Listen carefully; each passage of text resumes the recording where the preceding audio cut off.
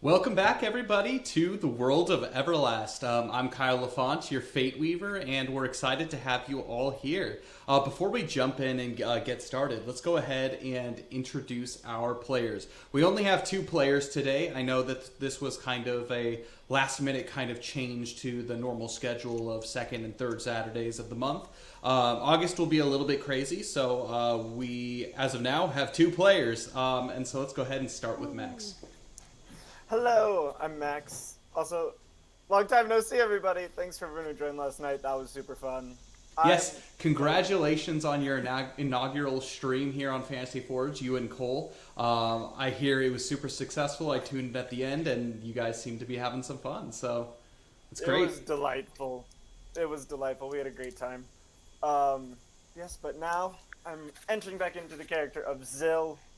Good old Zill are slightly reckless, not as reckless as Belbin. Likes hitting things. Crazy tank of a man who really isn't that big, which is really funny to me. He's small, but he can take a hit.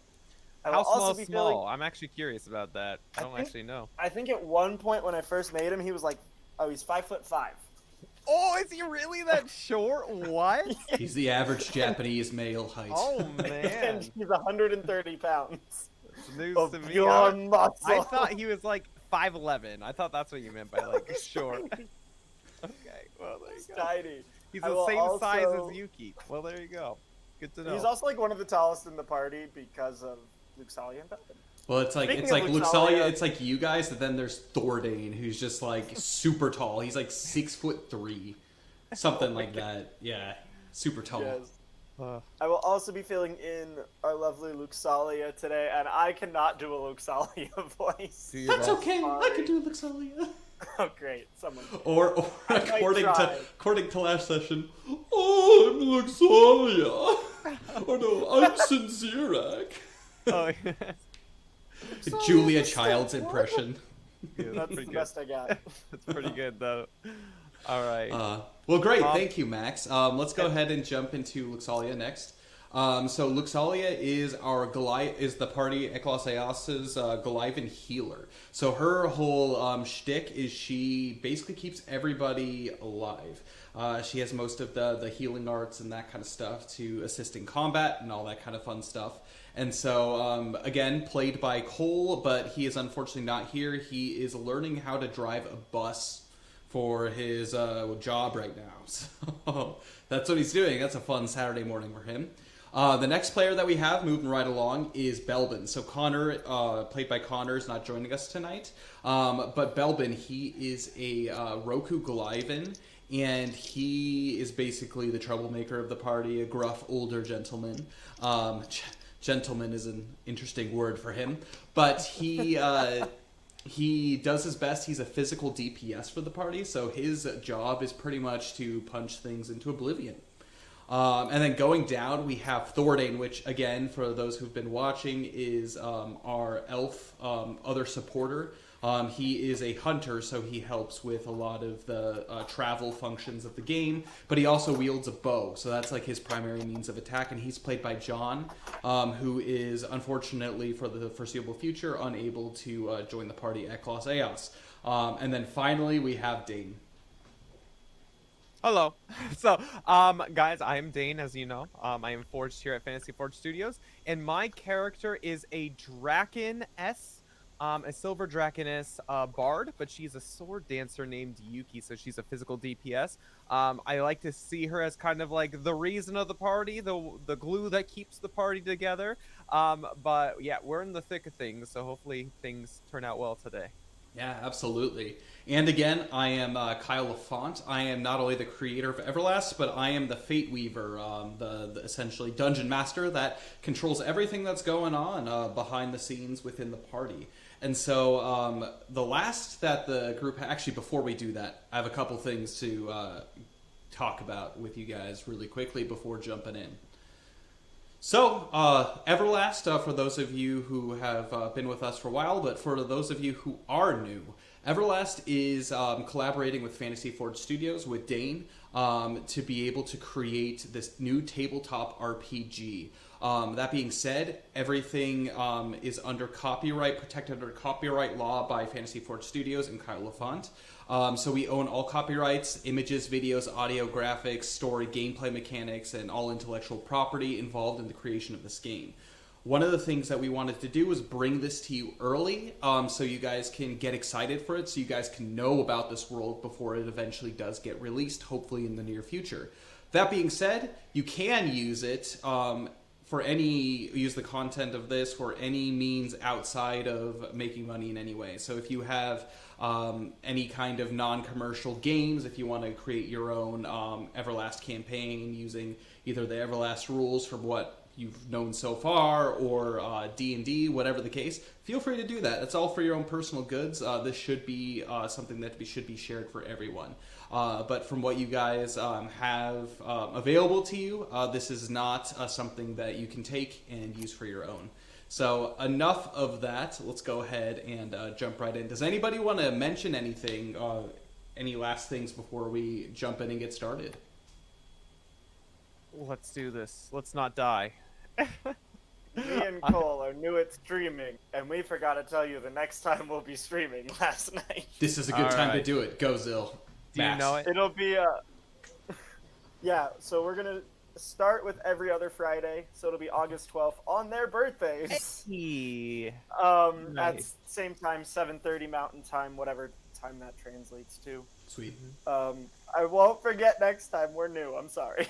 It's all good. I have one quick announcement as well. So starting on Monday, it will be August 1st. So today and tomorrow will be your last opportunities to purchase any items in the merch store, whether it's Everlast merch or whether it's Fantasy Forge merch. And use your July Patreon hope. That too. If Actually, anyone has... so this hope, one of the things that's really good because this is just 1 second, Dane, but because Yeah, no problem. this We're good. is technically supposed to be one of the July sessions, I am actually going to extend any hope uses that have not been used for the month of August or for the month of July to be used this month.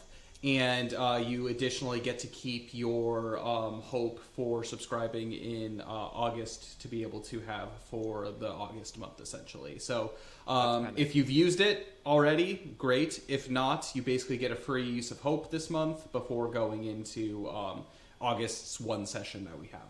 So continue, Dane. Sorry. Hope is a free no. Hope is a free reroll for those of you who don't know.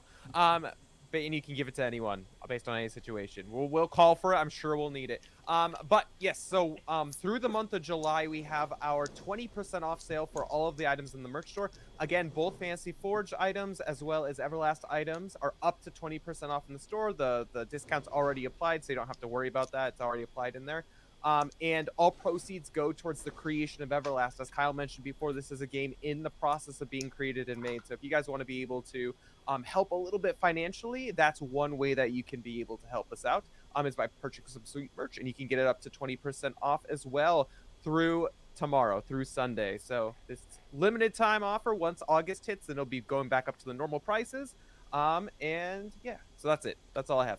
Sweet.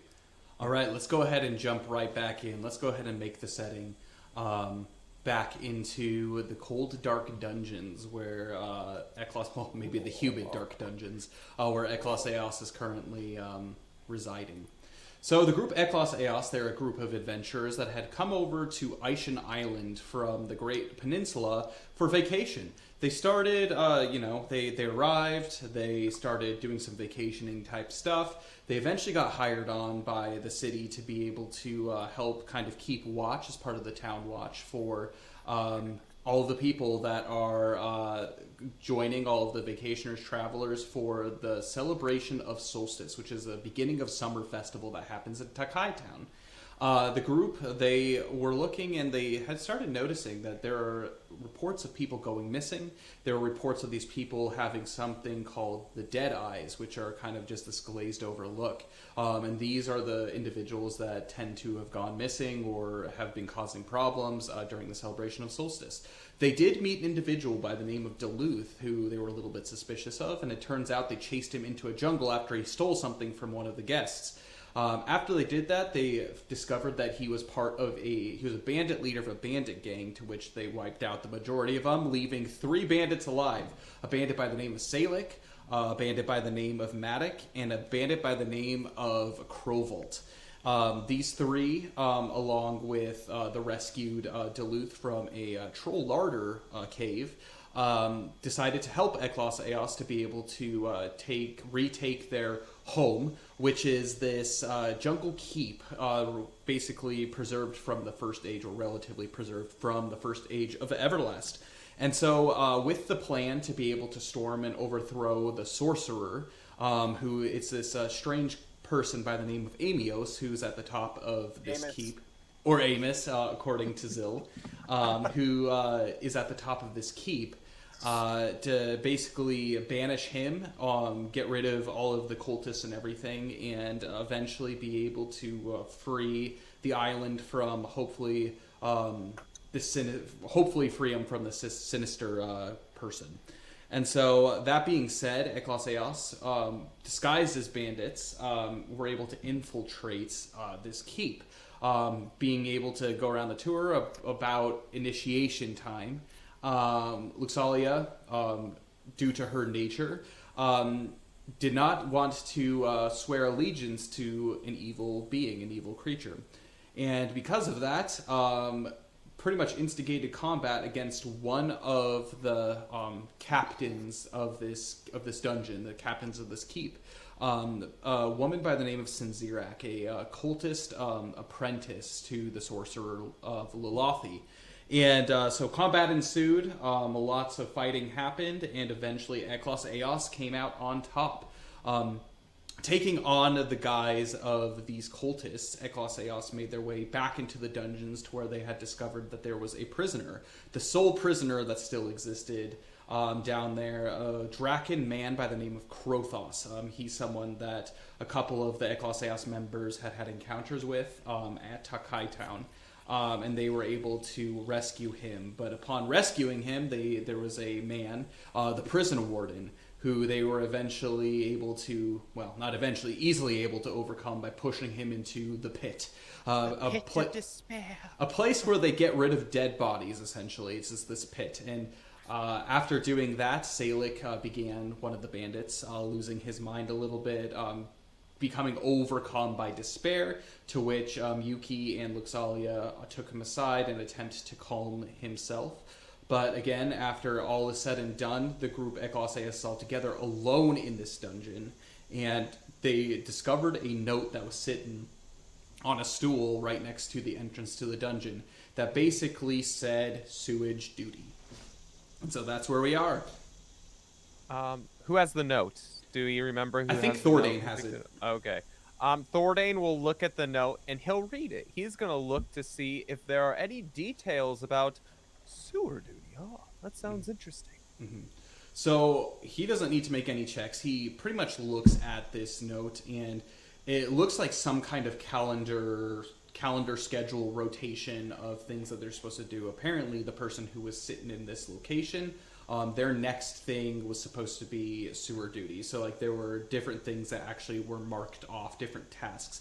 The latest one that was marked off was prison duty.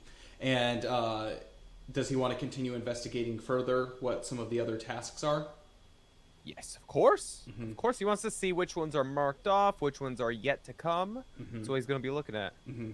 So it's almost a complete rotation. So these are an hour by hour list throughout the day. It seems like that these are new lists that are given out at the dawn of each new day. So they're full 24-hour lists. So it looks like this individual who was here had already gotten his sleep, his rest for the day. And so he is off to his next thing, which is the sewer duty. Things that he has already been completed, things that have already been crossed off on the list, is garrison duty. There's not much else that's involved with that. But then that was a couple-hour time block. Another one was basically like a break in the kitchens. He got that. The next one was first floor hallway duty. And then the most recent one was the prison duty. The one after that was sewage duty. And then the one after that is rest. And then it looks like the rest of his schedule is relatively free. That pretty much brings us to the end of the day, which actually shows the group of you. It is now late into the night. So you've been here for pretty much an entire day until this point. Okay, so Thordain tells that information to the rest of the party, and he asks... Duty sounds nice.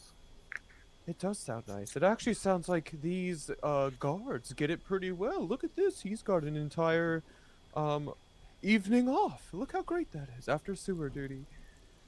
Thordain being snarky. Yeah, right? Exactly.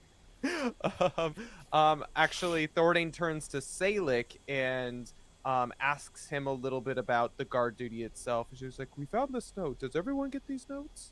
What are these about?" Salic is still downcast from all the events that had happened before. You can tell like his eyes are just like super red from tears. He's very fearful. He looks up. I'm gonna have Thordain make a charm skill check for me. Oh, he's awful at that. Is he as bad as Zill? That's a 5.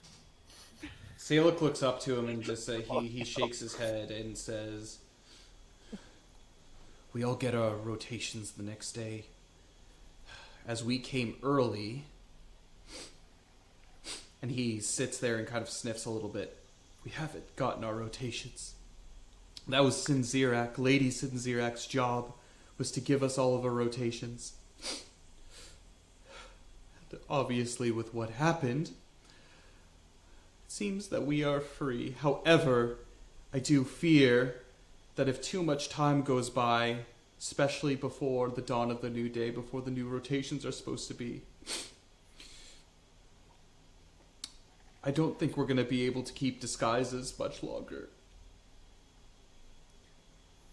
Well, Yuki chimes in. I guess we just need to make quick work of this. So, what do you recommend? Should we take on this opportunity to do sewer duty with it, or what do you think? And she's asking the entire party. She's not just asking Salic. Obviously, he's not looking too hot. Or do we split up? What do you think we do? I mean, I feel like it's weird for us to just be together. Like, I think we should just go in like smaller groups. Maybe try to spread out. Luxalia chimes in and she goes, "I don't know, it seems like we've been walking together. It seems like Sinzirak, this lady, like, walks around with, like, a posse. So, yeah." And then Belbin, he chimes in, "I don't know. I mean, if we really want to get out of here, I mean, what, we have one of those totem things already?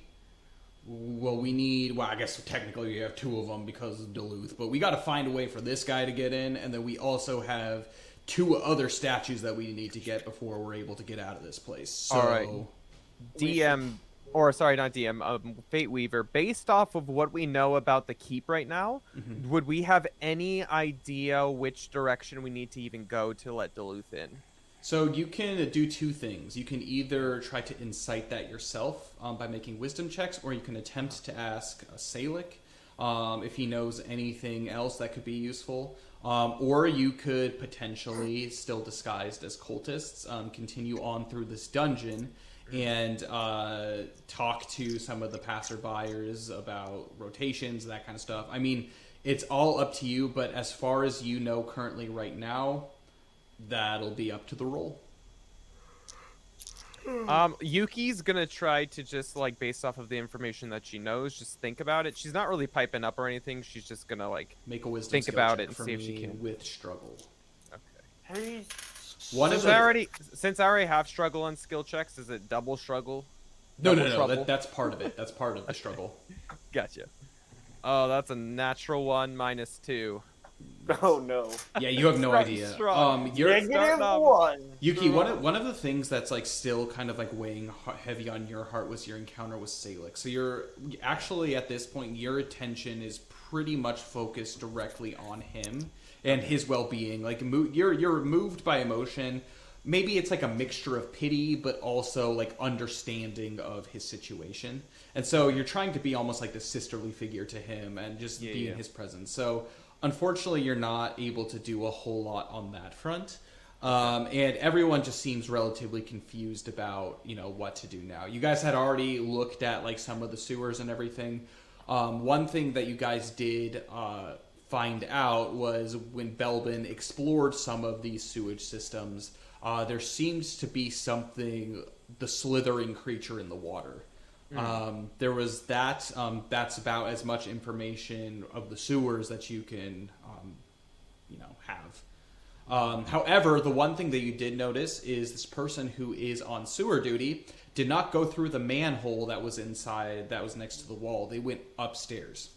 So whatever the access point to the sewers is, it's probably not down here. I think. Stalic, Yeah, go ahead. Yes. would you happen to know where we let Duluth in? Do you know what he was talking about when he mentioned all that? Also, if you need a break, when we let him in, you can just wait in that little tunnel for us to finish. He looks at you and he just says, I don't want to be left alone here anymore. No, don't leave me. You don't have to. You don't have to. I was just giving you an option. And he begins to kind of like breathe heavily. The like air of this Not going to place. leave you alone unless you want to be. You're always welcome with us. Yuki sees him, and overcome by pity, she kneels down and ruffles through her bag really quick and pulls out a small aquamarine.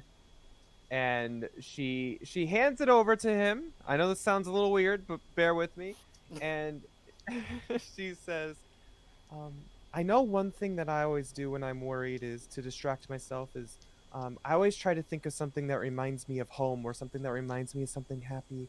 And I know you've had some good times on the sea, and I've been carrying this aquamarine with me for a long while, so maybe just keep it close to you. Maybe that will help your heart. Just take your mind off of the darkness that's deep down. And then she stands up and she's like, maybe we should probably get out of here.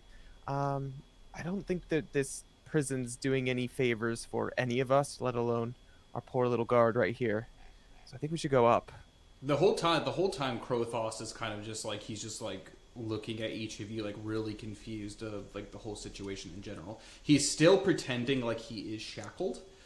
His legs are still completely shackled, but his arms are loosely tied with a small piece of rope between his shackles.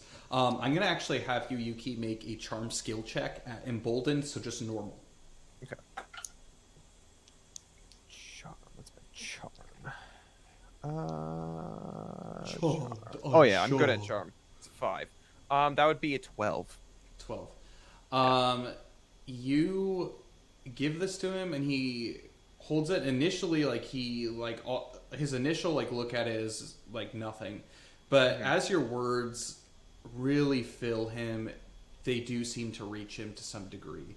He clutches the aquamarine in his hand and he nods and he says, "Thank you," and he actually puts it kind of like close to his heart. To which he starts ruffling in his shirt and he puts it like literally in like a pocket that's like upon his chest.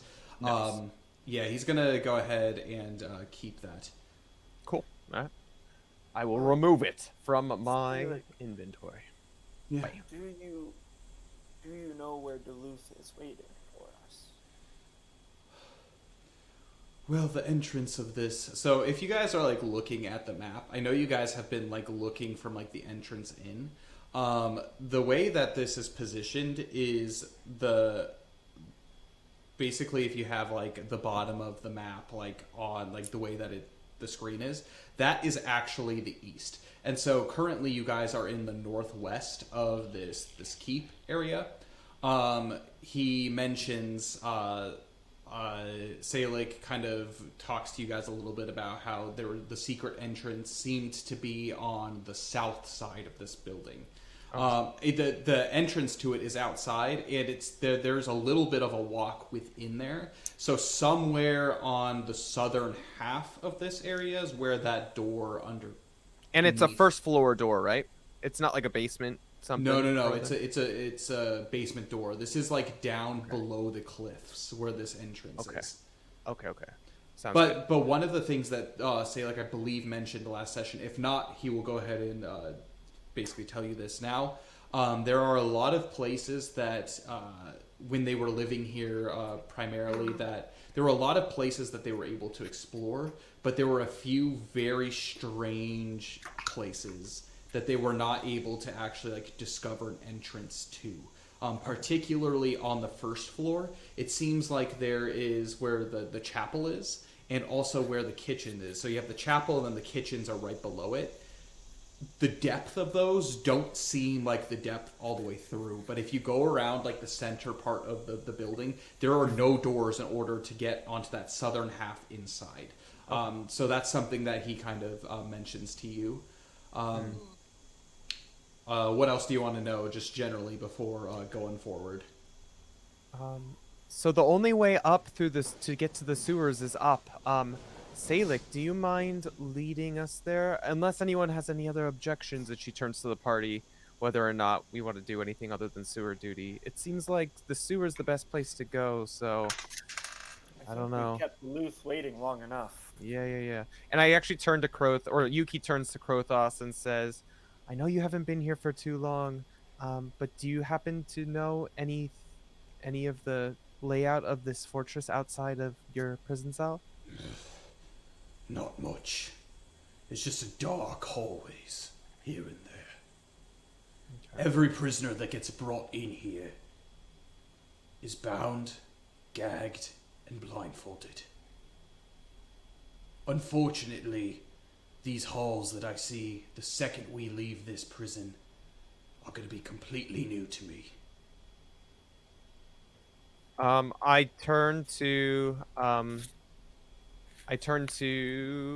Yuki turns to Salik and says one last thing. So usually when prisoners are taken out of the prison, are they just random willy-nilly taken around the halls, or is there like a specific place only that they go to? There's two Would it be places. common? Okay, places. 3 places. One with Sinzirak. Sinzirak, every now and then, would practice her voidin spell casting upon some of these prisoners, and oftentimes they would come back a little bit more desperate. Worse for wear. We were always afraid of Sinzirak, that she would lose her temper with us and be able to corrupt our minds. All those who came down here from Sinzirak were kept quiet. The second place was they were taken to the upper walls. Inside the inner sanctum of those upper walls, there's a cruel man we call the Bloodluster. He was the one that some of these prisoners were taken to, and unfortunately some of my bandit friends as well, fighting horrible beasts, seemingly for the entertainment of this Bloodluster. One person in particular has only seen the most inner sanctum, and being able to leave without as much of a scratch on them. But they haven't been able to speak since they've been at that place. And then finally, where the vast majority of these prisoners are taken, straight up to the sorcerer's quarters. However, I don't believe we can take him straight up to the sorcerer's quarters as it is. It's only by direct orders from the sorcerer that anyone is even able to make their way up there. I do fear if we bring this prisoner to those doors, we will be uncovered very quickly. Okay. So we'll do that as, I guess, the last option potentially. We do. Is he someone who has one of these desecrated idols that we have to encounter anyways? That might be our last option that we're Which gonna one? have to Which go one are you to. talking of? Oh, the Bloodluster. Was that not who you were talking about? I'm Well, sorry. the sorcerer and the bloodluster, Oh, the two sorcerer and different the Bloodluster. individuals. Yeah, the sorcerer. Okay, the Bloodluster is who I was talking about. Okay. Um. Okay, that's a lot to think on. So what's on the way to the Bloodluster if you were going to be going that way? What would we pass by? The vast majority of us, when we're moving up to the garrison, the upper walls, we usually take the northeastern tower, which if you guys look, it's like completely down, kind of towards the entrance. That's the biggest one, and that's where we typically go on rotation. There are a couple smaller hatchways to be able to go up to the front gates. Those are primarily occupied. Up on top of those front gates are two ballistas that we man. Anyone who attempts to sneak in here are pulverized to dust. Fortunately, we're so far into this jungle that we haven't had to use them. Honestly, garrison duty tends to be what most people want. But at the same time, there are noises up there. Noises of strange beasts that comes from within the inner sanctum. That doesn't allow us to get a lot of sleep. Okay. Well, maybe garrison duty, at least with Krothos here, pat him on the back, isn't necessarily going to be great for us to go to, with a prisoner. So, I don't know. What do you think, Zil? I still think we should go find Duluth. I agree. So I think maybe we we'll should head start there, and Okay. if anyone comes across us, just I'm gonna have our way out so far. I'm gonna have both of you make a wisdom skill check for me.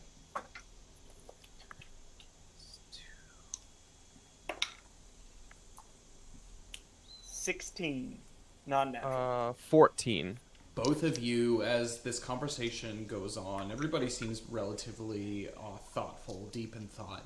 Although, but the two of you are actually closest to the stairwell that goes up, as far as your marching order goes. We waited too long. And you start to hear footsteps. It sounds like one set of footsteps coming down the stairs at this point. How are you guys going to react? Belbin was on patrol and he was on watch, so he's just like, someone's coming. And I guess get information, everyone, with Sinzirak or Luxali up the front, I guess. All right, so what is this position that you guys are trying? Or is it like a hostile, like take up your arms against them? No. Like we're heading back upstairs to the prisoner, kind of thing. Okay. With Is that okay? Sinzirak Is that and lead being all Yeah. Sinziraki. And Belbin whispers to Luxalia in a joking manner, as he usually does, giving her a bunch of crap. Did you hear that? You're gonna have to practice your voided magic, Luxalia. Oh, pish posh. Yeah. So these footsteps come, and everybody's like positioned themselves to where they're looking like someone is, like they're on the move with Krothos as the prisoner in the middle of cloaked figures, essentially. Where are you going to position Salic in this formation? Right in front of Krothos, I would think, because again, he's like the bandit leading him. We're a bunch of cultists, right? So that would make sense. Or should we have him right behind, like he's pushing him forward? He's a little dude. It's a big old Draken. That's true. Oh no. I think front's better. It's more of a sign of power than from behind, I guess. So 1 second. As you guys have this just general air of importance to you, like you guys are on a mission to do something, you notice that this individual comes making his way down, and he immediately becomes familiar to you. It is actually Matic, one of the other two bandits. So Matic has made his way down, and he goes, "Hey, what are you all doing here?" And he actually like looks. He sees Salic, and then he sees hooded individuals, to where he immediately shields his eyes and looks down. It Ma'am, was I just came down here for the prisoner. And he like looks. He looks down. Everybody's been looking all over for you, Lady Sinzirak. And he kind of shields his eyes a little bit, and he continues to look down. He glances up at Salic, and seeing like Salic just in the state that he is, he has kind of like a curious look on his face. How are you guys going to respond to this? Matic is one of the ones who came with us, right? Correct. Yeah. Well, Luxalia is in the front, right? So she'd be the one who would most talk to him. Zill, do you want to try your Luxalia voice? I'll do my best. Oh, nice. Well, you're Sinzirak, or do you want to be Luxalia? There's two ways to play it out. Oh gosh, she just kind of takes her hood back a little bit. Just a She little does. bit. She does. She takes her hood back, and you can kind of see her bangs and like the beginning of her ears. And immediately, Matic looks. Go ahead and make a. Make a. This is tough. Maybe. Influence skill check for me.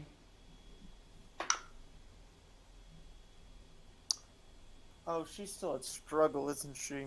Yeah, Correct. It's a -2. 6. 6. Matic, it's us. He looks, and he looks to everybody else. He sees like all of these cultists that are around. Bill takes his hood off. Well, yeah, he just takes it all the way off. Wait.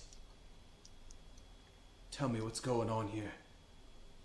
Where are the other gods that are down here? Yuki pipes up. We'll get in line, and we will.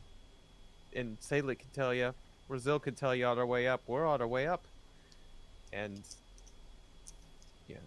Are you guys gonna, at this point, are you just gonna like go up with him in the lead, or how? No, is this no, gonna no. We're happen? consuming him into the group. So he's with Salic, maybe next to Zill or something. Zill can explain the situation. No, you don't understand. People are looking for Sinzirak.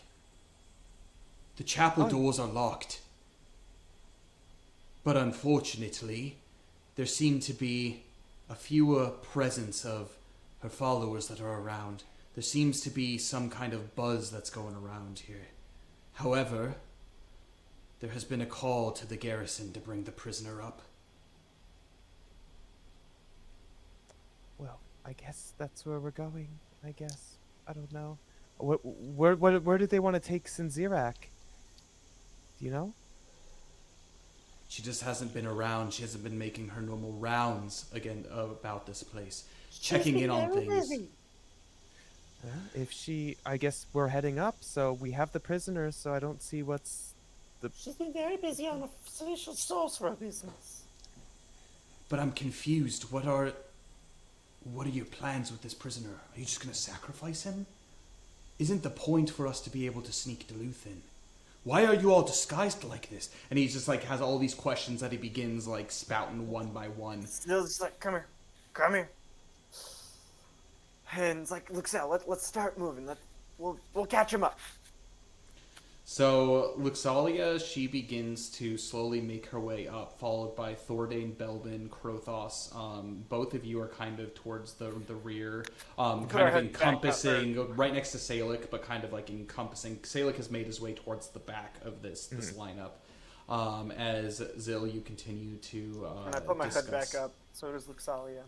So, long story short, we, Sinzirak was suspicious. She wanted us to pledge allegiance to Lulathi. Luxalia was having none of it. We got in a fight, we killed her and all her cultists, and now we're disguised as them to try to get around and get rid of the sorcerer.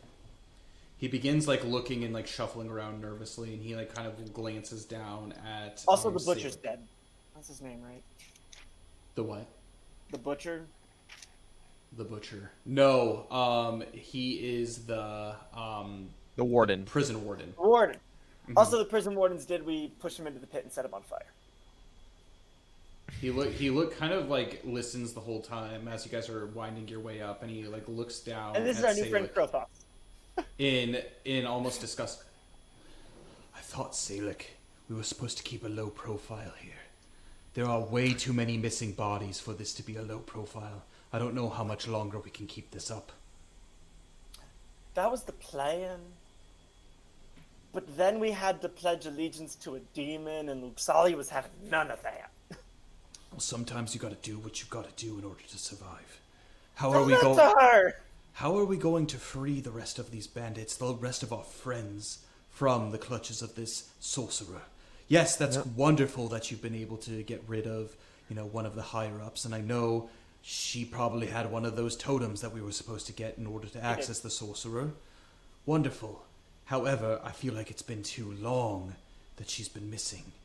We need, and he kind of glances up at Luxalia.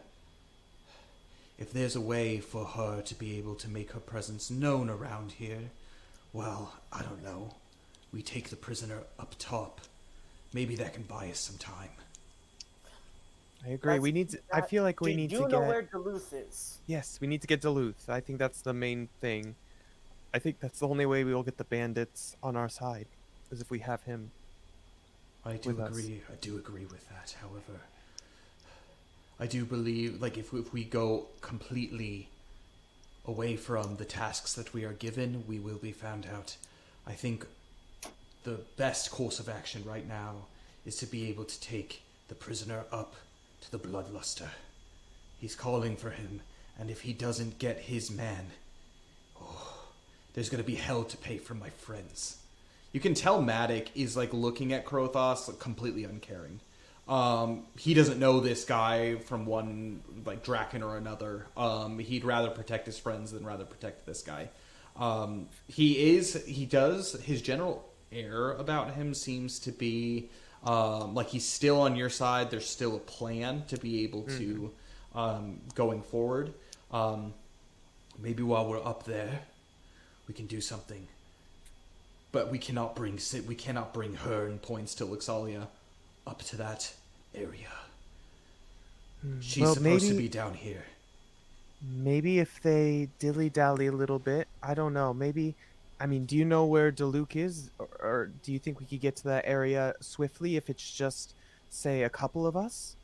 2 guards, including Salic, and 2 cultists? Would that be strange to be walking? Where's the schedule? Yeah, we take the schedule out. Give him that schedule. We can give you this schedule, so you can just say you're exactly where you're supposed to be as you're looking for Duluth. I see. All right. And then we can go up and handle the butcher. I kind of like where this is going. All right. I will continue my search. Do you have any leads of potentially places to look? On the south side, right? Yes, they said the chapel doesn't go deep enough. Yeah, the chapel, was it deep enough? There's south a space side there that isn't accounted for. So maybe there's a false wall or something. Well, I can see if I can figure something out. You will be going up to the garrison, so I can send word that way. However, we need to inform that group, and points to Luxalia, Belbin, and Thordane, of this plan. I do fear if Sinzirak doesn't ever walk around without at least an escort. I believe they could potentially function as such. So are you thinking that we go off with you on our own, or we stay with everyone? What is your idea? I'm thinking the boy and you both take the prisoner up top, and then the Glyvin woman, she can continue posing as Sinzirak, potentially helping to discover any more secrets. Okay. Potentially disguised. However, if anything goes wrong with this plan, things are going to get real dirty real quick. We do not have the loyalty of the other bandits on our side. Well, we're going to be relying on you a lot, Maddox, so we're counting on you, so please count on us. And I agree. So I actually walk up closer to the front of the pack and whisper in Thordane's ear the plan as we're like reaching the top of the stairs, and then we, I guess, head off the other way Okay. as they're walking. So you guys Are we make your gonna way. have to fight the butcher alone? You We make got this. you make your way up to the top of the stairs, and We got Crow's where you guys are at the corner and where it kind of branches off. Luxalia, Thordane, and Belbin continue on down the hallway, just completely straight down to the southern end, with Matic kind of in tow, like shortly in tow, as if he is part of this escort force in Xerac. You guys make an immediate left and begin making your way up close to the front of the keep, so towards the east, to the tower. Krothos, he looks very unsure, but you are being led by Salic. Fortunately, Yuki, with the gift that you had given Salic, he seems to have regained some kind of composure to the point of where he's able to hold himself together and look relatively confident in the things that he's doing, even if he's not feeling that at all. Krothos, he is hesitant about all of this, but realizing like all of the danger that's afoot and all the people that are around, he continues to pretend to be the prisoner. I whisper to Krothos as we're making our way away from the group. Before we had split, we relay the plan. I say to him, "So Krothos, there may be some trouble at hand. It seems we're kind of put in a pickle just with this crunch of time. Be prepared to fight. Be prepared to fight." He glances at the back of Zill and sees this the warhammer still hanging on his backpack.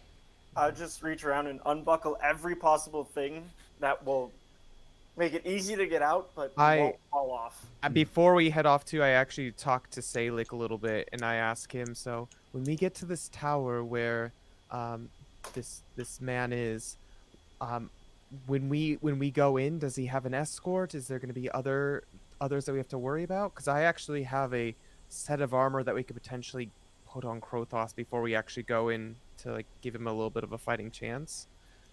To be honest, there are those who go up to the garrison and, we make our way along the walls.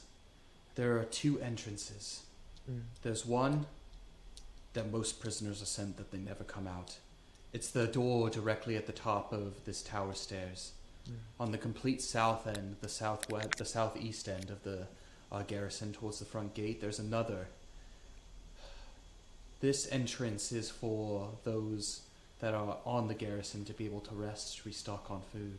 There's a couple locked doors behind there. We have no idea what is truly behind.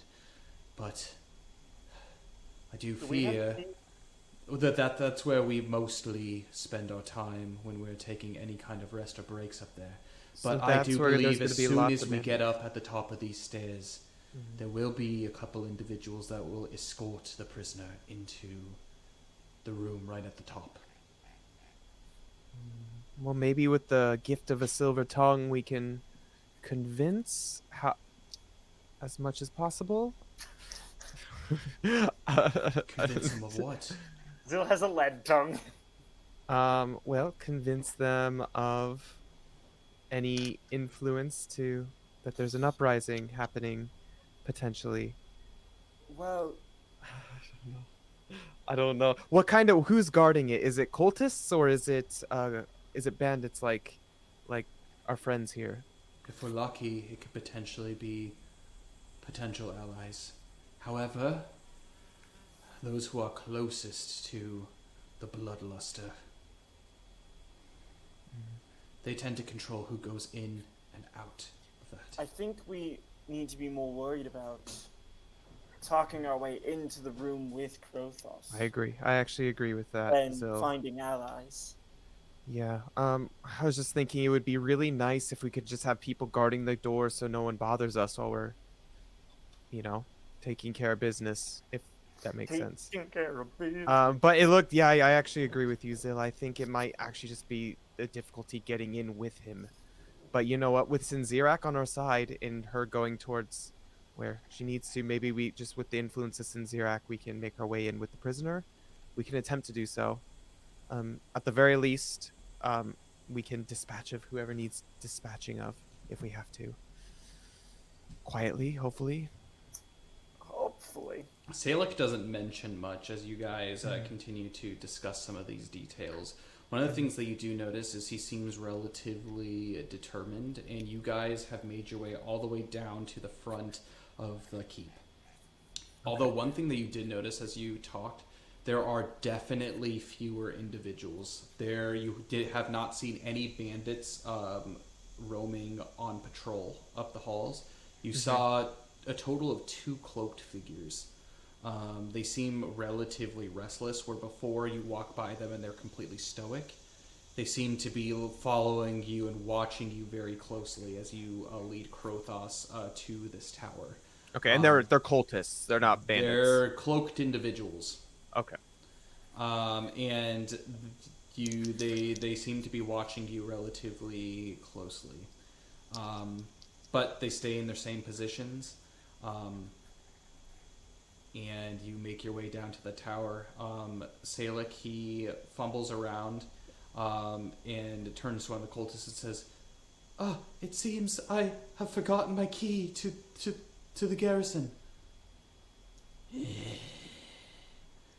They kind of almost glide up to you as if they are don't have spectral legs, just almost floating, and they pull out what looks to be a key ring, and they stick it in and they unlock this tower, and this wooden door with iron bands upon it opens, and immediately as the door opens you can actually feel finally the outside air, something you haven't felt for quite a while, as it leads you up this long winding stairwell. You continue to walk up. There's a couple torches. You walk up one flight essentially of stairs, and that's as high as it goes. You exit the tower, and you see 2 individuals that are standing in front of a very large iron door.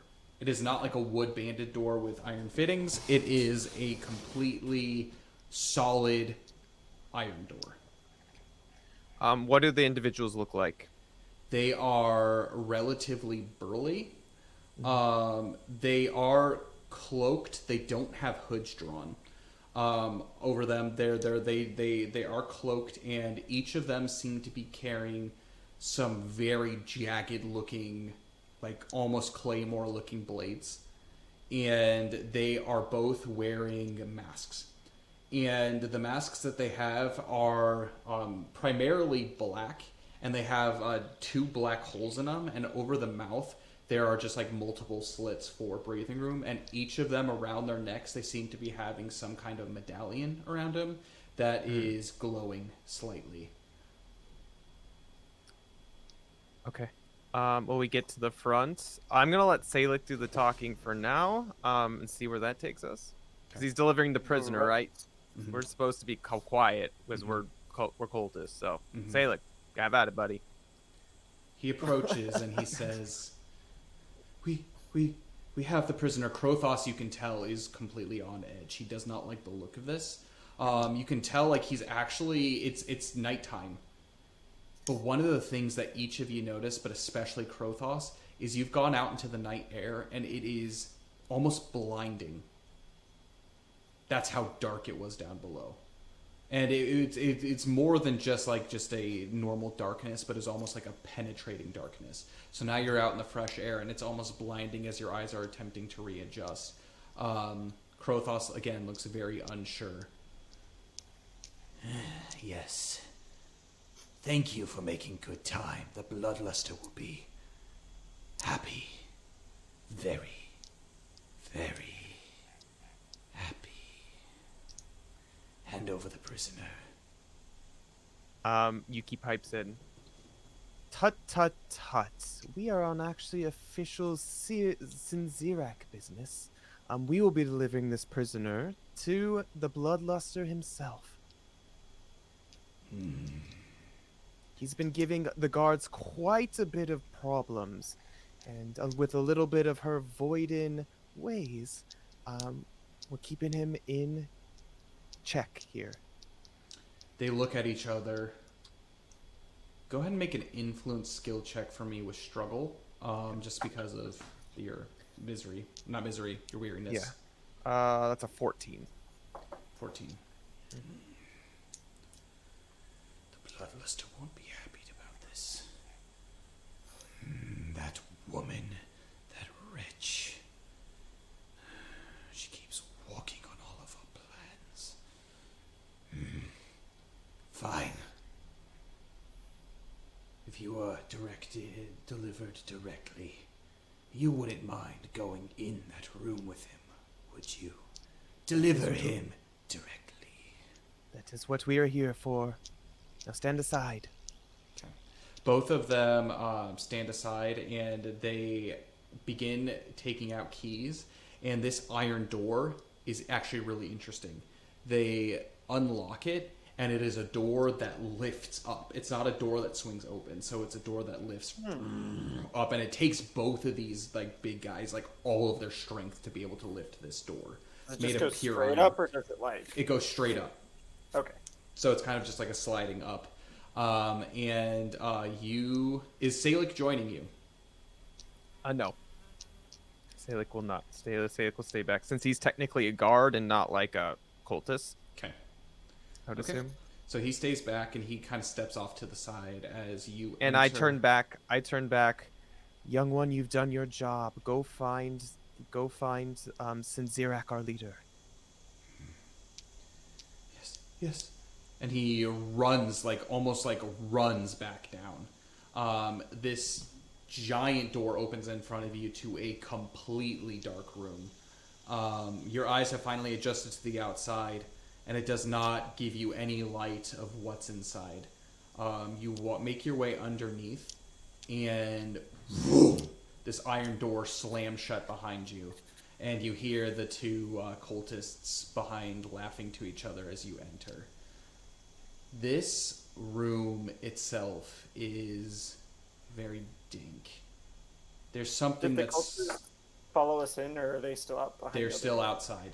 Okay. So the door, they just basically let it go, and it slammed itself down behind. And this room is very dank. Although something that is very evident to you, well, maybe evident to you, go ahead and make wisdom skill checks for me. Oh, 18. 18. So you got That would struggle on be this. That would be a 14. 14. Mhm.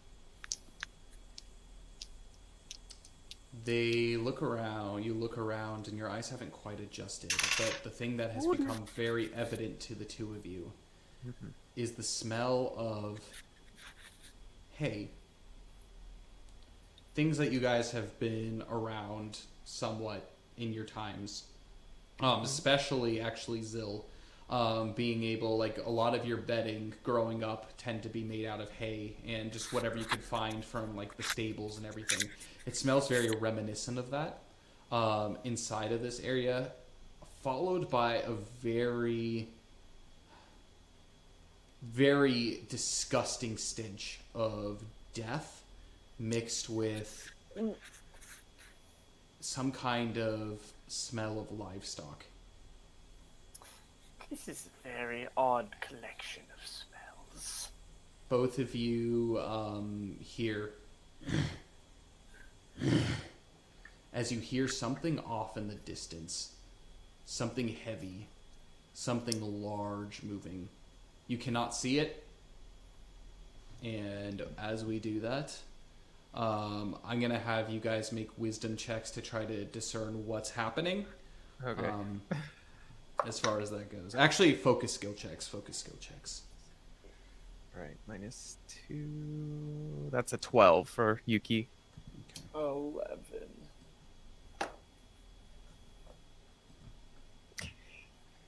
So nervous. Oh, yeah. This might have been a bad Are we in idea. over our heads, Yuki? Yeah, I think so. We'll be fine, I think, maybe. Sorry, guys. I'm putting together the battle map here. What So have you we know- gotten ourselves into? You know what, Zill? I'm trying to figure that out myself. Krothos, I nudge Krothos in like the ribs a little bit reassuringly, and The I just screaming whisper was under. Max, not Zill. I whisper under my breath, "Be ready." So And he just looks at you and kind of like responds, "That hammer, please." looks like we're gonna need it. Kind of shrug it off, and Yeah. All right. Hand it to him. I Oh, just man. unbuckle the last buck. I don't actually know how the thing is. All right, this strapped is a in the little back. over game. Like on top of the game, Zill, I couldn't bear to bring freaking Salic into here. Oh, I no. couldn't do He it. I would've- couldn't do it, he and would've didn't want to broke. leave him out there in the hall with those fools. I'm sorry. He would have broke. He would have broke. Definitely. Poor guy. So the two of you march your way in here with actually Krothos in the lead. Your eyes begin to adjust and you notice that there's a wetness on the floor, stickiness. It seems to be fresh. You don't know the color of it. I mean, obviously you guys can dictate what's going on from what you can see here. But you do hear something moving off in the distance. Okay. And we weren't able to like see Those anything. those focus skill checks, I need to hear your results. 11. 11. 9 plus 3, 12. -2. Yeah, that was with the -2. I rolled an 11. Okay. Yuki, one thing that you notice is off to your right. You notice that there is a very evident shuffling from that direction. And you actually hear sounds like something is breathing somewhat heavily in a mixture of a not only just a breathing motion but also a sniffing motion, like Okay. All right. But I don't see anything. I just hear it. I'm gonna have you make actually Krothos. Oh, so Yuki, you're gonna make a agility survival check for me. Oh, dear lord.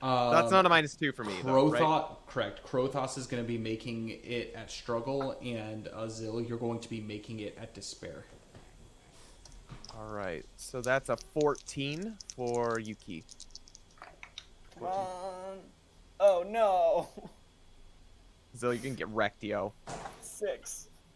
Right, and that is With a +4. I rolled a a 2. 5 for Krothos. Oh boy! Immediately, We're you're not the most dexterous.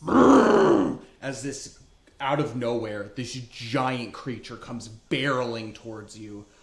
It's big. It's really big. This thing probably stands about like 6 feet tall, crouched over, and you can hear just clip clop as it begins charging right into you. Yuki, you're somehow able to dodge off to the side, but both Krothos and Zill, I'm gonna have you make physical survival checks for me. Oh. Or not physical, strength survival checks. Just normal. Yeah. Come on, big numbers. Krothos got a 4. Oh, Got an Krothos. 11. Okay. Krothos terrible. just takes the full brunt of this thing and pushes back into you a little bit, but you're moved back into the next open space. Currently, Krothos takes the brunt and is holding in his hands as much as he can, dropping his warhammer in the process. 2 enormous horns that he's desperately trying to keep himself from, getting the business end of. Oh no! Oh, gosh. What All have we right. got? Is that battle starting? Go ahead and roll initiative for me. Ah! Holy crap. That's All right. Let me go ahead and pull up my initiative tracker and battle music. Oh my god, what's that? We don't have a healer! I actually do have a healing art. Do you really? Not That's kinda great. nice. Alright, that's fine. It's not great, but Yeah. it heals I'm sorry, it wasn't a great 1d6 initiative. plus 4. So Zill, what was your initiative? 10. 10. And Yuki. 9. Krothos, bad for me. he ended up getting a 14. Yo, freaking Krothos is sick! Currently, he is a little bit preoccupied right now. However, as that happens, this thing...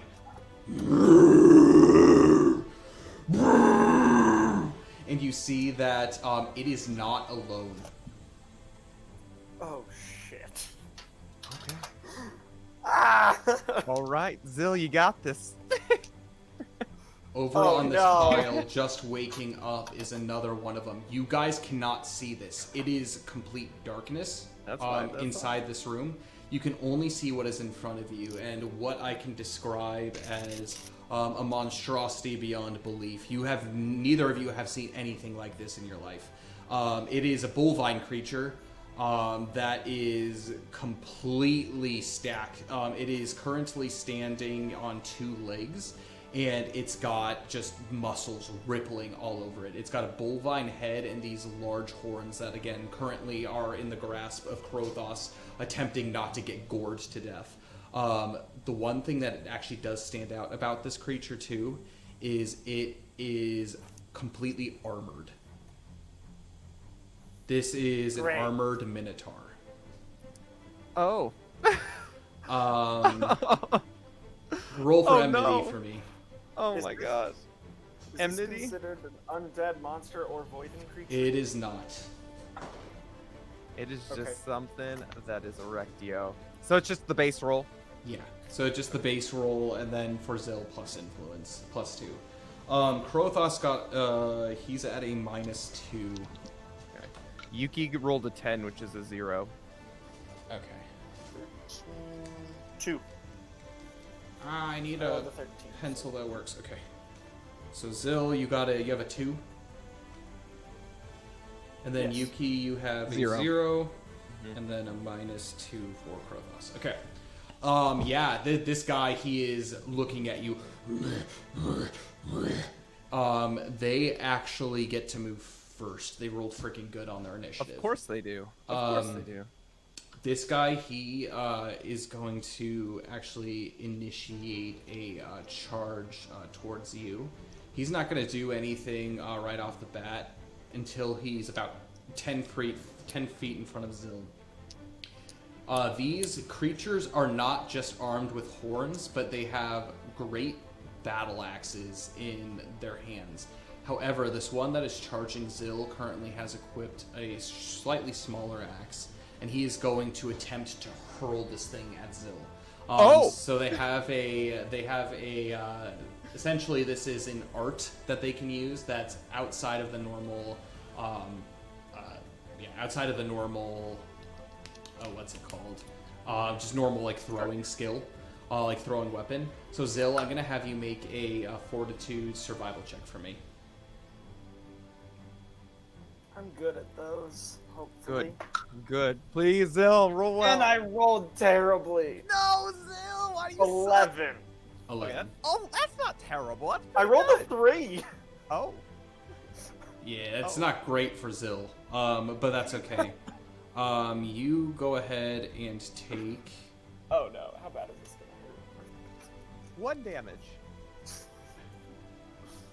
7 points Oh, of okay. cutting That's not damage bad. as this thing hurls its basically axe at you, and then immediately, without expending any other action, pulls out his battle axe from his side, and he begins rushing forward even more.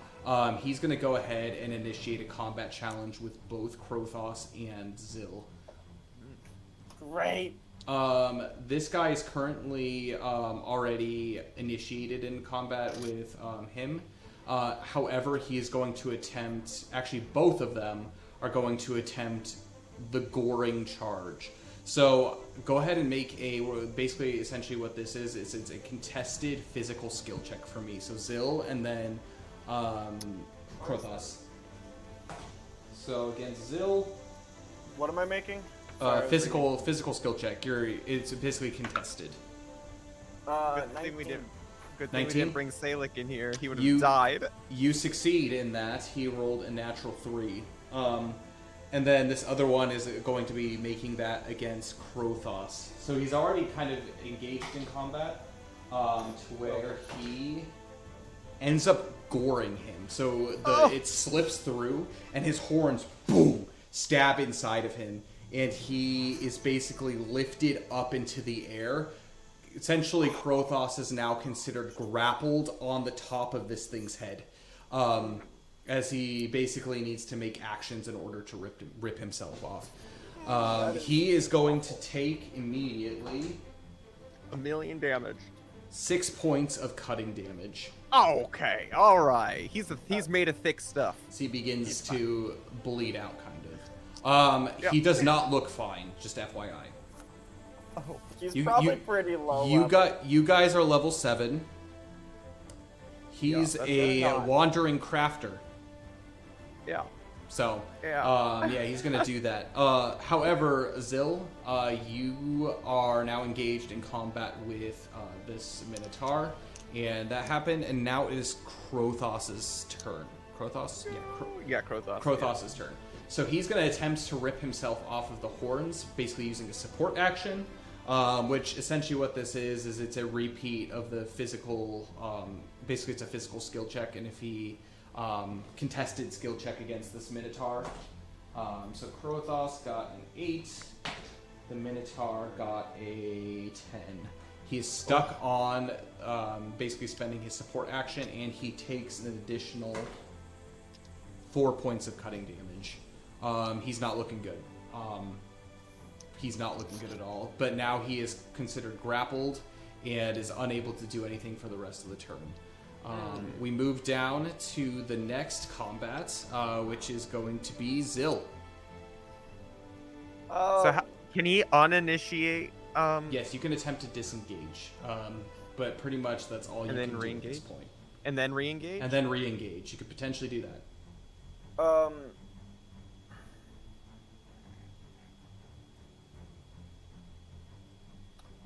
Can I also use a support action now, or is that later? Yeah, you can use support actions now. It kind of depends on what it is, but yeah. Basically, you can use reflex support actions. Basically, when you're engaged in combat, you're engaged in combat. The only support actions that you're able to currently use right now is a switch weapon, disengage, but pretty much you have already been So disengage is a support action? correct. Okay. So I can't use runic energy. I'm going to attempt to disengage. Okay, so that is a influence skill check, contested influence skill check, and Great. you add your enmity score to it. Great. Pretty sure No. you succeed in that. I'm Zil, pretty why do you sure. suck? Why do 11. you suck? Why do you Yeah, suck? he Zil? got a 6. So Oh! you successfully disengage. So you were able to backstep a little bit from dodging that initial goring charge. You're able to step back and kind of regain your footing. With Krothos being on the head of the other guy, can I get kind of in between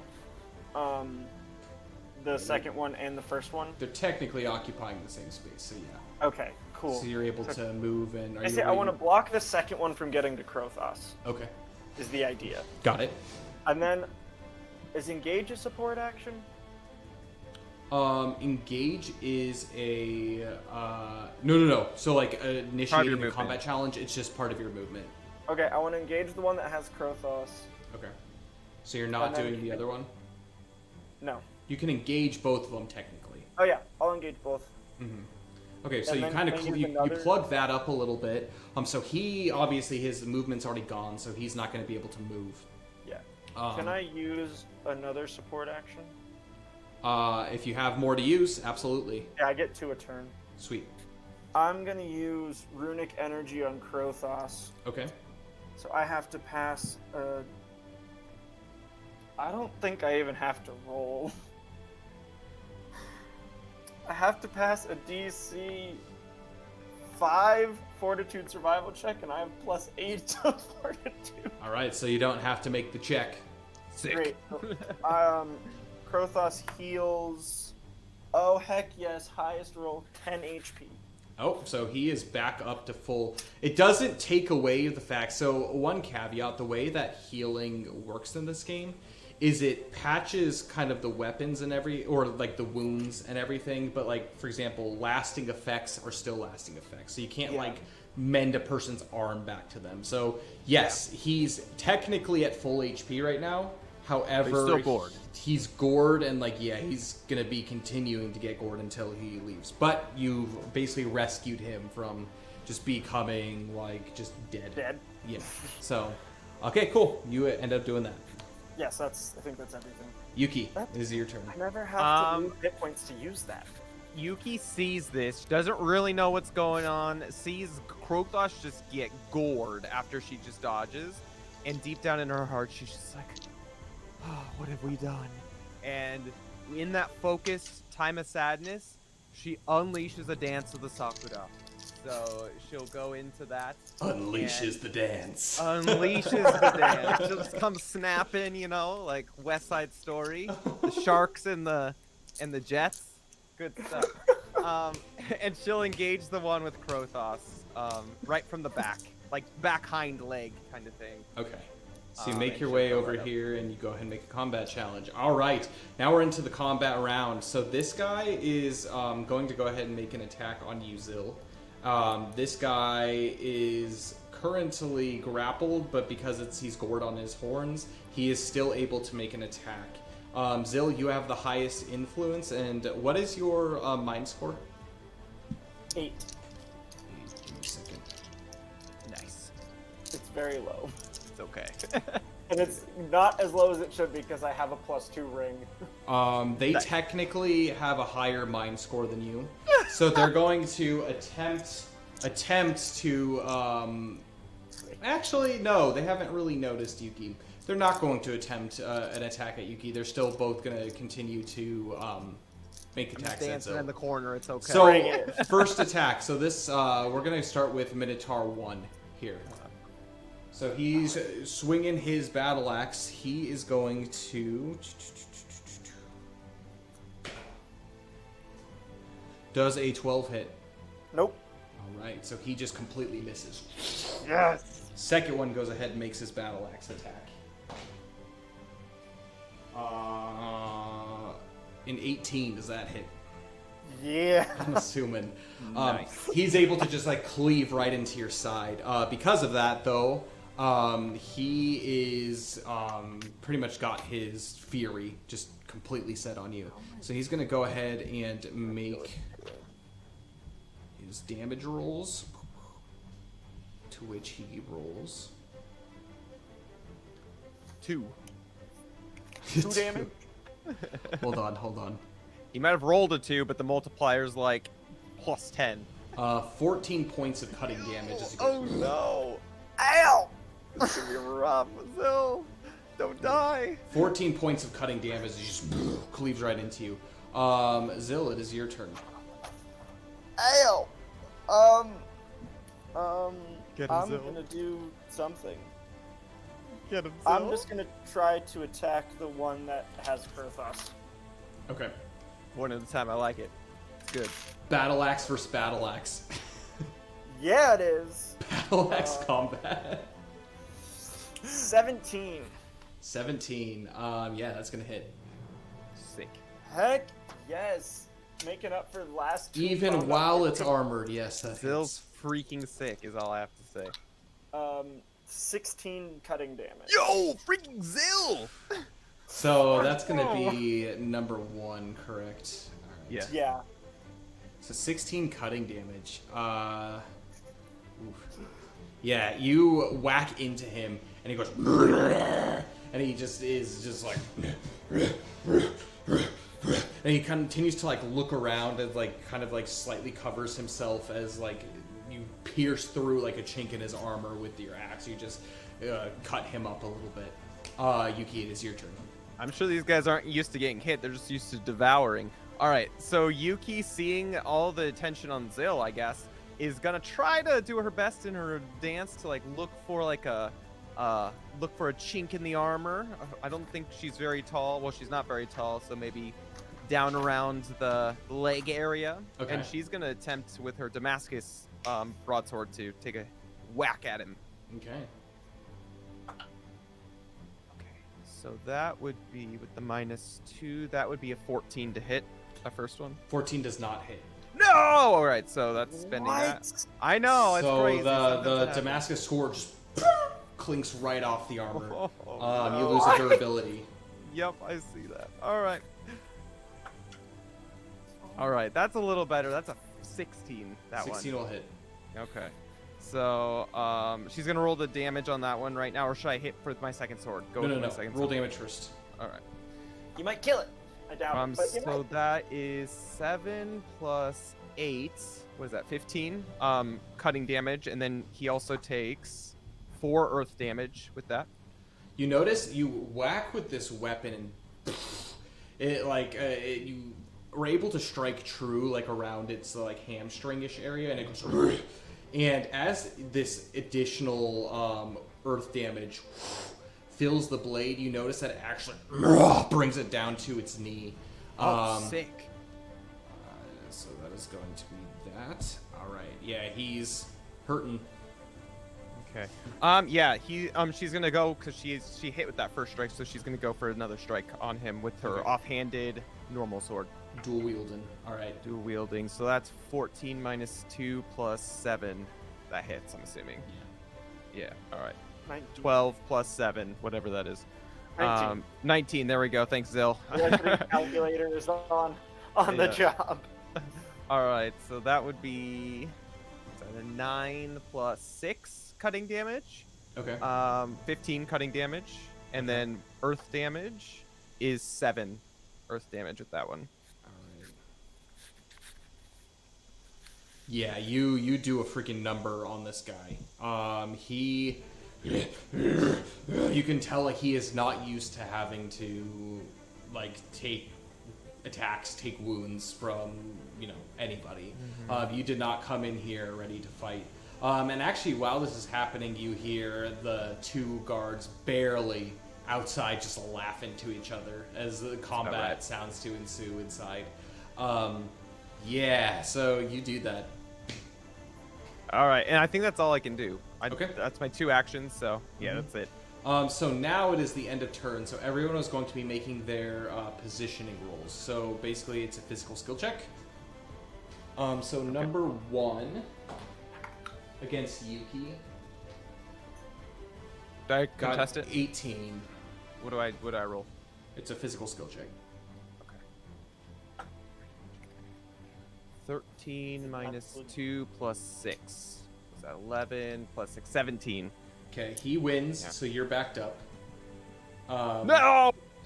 He's big boy. Zill, you're gonna go against number 2. I rolled an 8.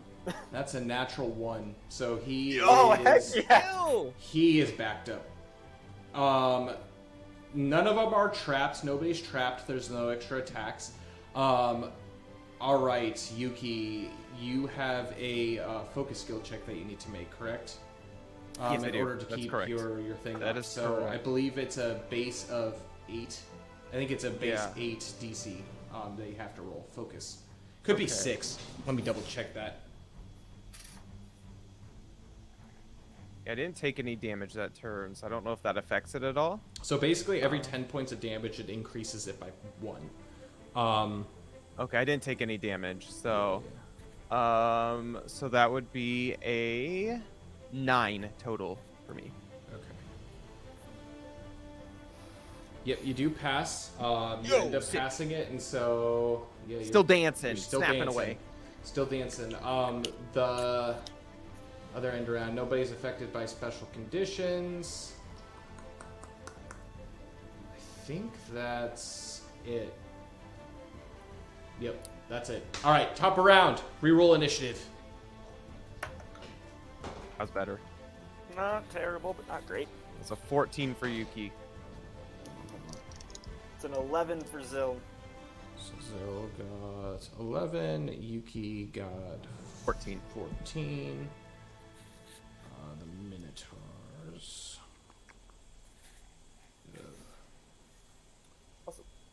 What is your agility stat, Yuki? Bad. It's a 6. It's the 6. total. Yeah. Okay. Your agility's only 6. It's my worst stat. It's my stat dump. It's so bad. All right. Mine and was then my stat Krothos, he ended up getting a 6. Nice. He's just gonna struggle. Yeah, he's not feeling super good. All right. Poor Krothos. Sweet. All right, cool. Yeah, we're gonna go ahead and begin. It is the Minotaurs that again kick off the combat. So, seeing this one hurt so bad, this one's going to make its way 5, 10, 15, 20. It's gonna go ahead and charge 10 feet into Yuki. So basically what's going to happen is you have to make a contested physical strength check. I'm pretty good at those, so maybe. Oh, wait, no. Hold on. No. I've got get this. gored just like freaking Krothos. Charge.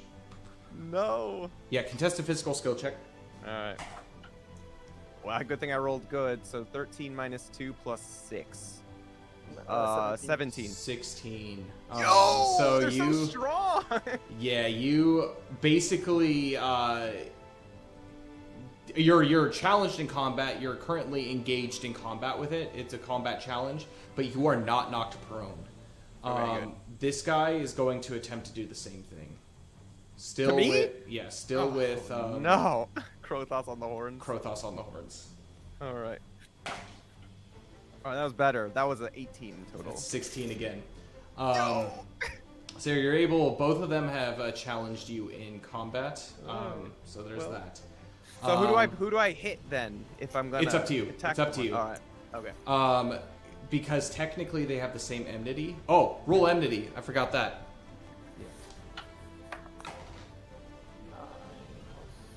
Krothos has a -1. It's a +1 for Yuki. Okay. It's a 3 for Zil. All right. Cool. He's still sick. With his Zill's gonna be getting them high numbers. A lot. Yep. Okay, so yeah, they've both challenged you in combat, meaning it is your turn, Yuki. If you want to attempt to disengage or anything like that. Yeah, I'm gonna attempt to disengage from. You have to attempt to disengage from both of them. Okay, from both of them then, I guess. So, what do I roll? So basically, it's a contested influence skill check plus your enmity. I'm good at those, so +1. Okay. And if you lose to even one of them, then you failed. Yeah. All right. So that would be a 10 plus 3 plus 1, so 14. So one of them got a 14 and one of them got a 17. Yeah, they win. Okay. Why are they so good? I'm just I'm rolling high. I'm rolling high. Oh no! Yeah, next is gonna be Zil though. Go ahead. Get him, Zil. It's okay. I understand the problem. I'm gonna kind of run up and get next to Yuki. Oh, hi Zil. Are you doing okay? Kind of want to be on the other side of that pillar from that thing. What's your walking speed? No. The number 1. Okay. Like So- this? No, the opposite. So next to Yuki, but like kind of have him sandwiched between me and the pillar. Oh, Like that? Yeah. Okay. like this. Not Kind of? quite. Hold on. Right there. There. Yes. Got it. All right, sweet. I think Yes, it's 30 Zil, you pounds. run up and you do that. So that's fun. How does taunting work? Is that a support action or is that just a? So basically, they've already engaged in combat, so you can't taunt them. Okay. Yeah, Can I engage him in combat then? Anyway? you can't engage in combat. I'm engaging him in combat. All right. Do you have cool. any pretty cool skills that you can use? Like, you just like slap them or something? No, I don't have any damaging arts. Okay. Yet? No problem. Well, I could weapon flex it. It's all good. We're fine. I'll just take those hits like a freaking champ. Yeah, but I'm running out of weapon. I need. All right. No, it is, save him. We're good. it We're is good. now Krothos' turn, and he is going That's to full attempt HP. to get off of this guy's horns. Come on, Krothos, don't be useless. Oh boy, what is the check? Why are you rolling so poop with Krothos? Because I'm rolling good with the Minotaurs. I know. Dice be dice. Poor Krothos, he doesn't deserve this. Well, he is the prisoner that's supposed to be. All right. Yes. He fails, and so he Yeah. ends up taking 3 points of Alright, he's cutting fine. damage. He's just chilling on the horns. At least he's not getting hit by attacks, which is nice. He's This just is chilling true. on the horns. This is true. So- This is actually a decent situation for him to be in because he's not, like you said, getting hit by attacks, but he also can't attack either, so he can't help. Yeah, it's Having he's, two horns through his chest, a decent situation. he's a craftsman. He's had worse. Moving into combat, though, so we're going to start with number 2. So number 2 is going to go ahead and make an attack at Yuki. All right. This one is going to attempt to whack you with his great axe. He is actually going to attempt a... He's going to attempt a mighty strike on you. Okay. I forgot to do the piercing strike. Okay. Oh, how does Mighty Strike work again? Gosh darn it. You get to roll it twice, I think. Does a 12 hit? It just hits, yeah. Okay. So so basically the way it is, it's rolled with hope. Okay. the Gosh damage. darn, if he didn't have the Same hope. damage though. Same damage, but the damage is rolled with hope, so you can just Okay. pick whichever one is the If he didn't have the hope, he would have failed. true. Oh. Well, no, the damage, not the hit. Oh, okay. Fail. It didn't help much. You take 16 points of cutting damage. How bad does that make you feel? I'm fine. I'm okay. I'll be okay. Okay. Well, like the hope only made it 1 higher. Yeah. I mean, here's the thing. I can't continuously take those, but I can take a couple of those. Okay, so what was that, 16, Yuki? 16, yeah. The second one is going to go ahead and make its attacks, although you see that his eyes are aglow with rage.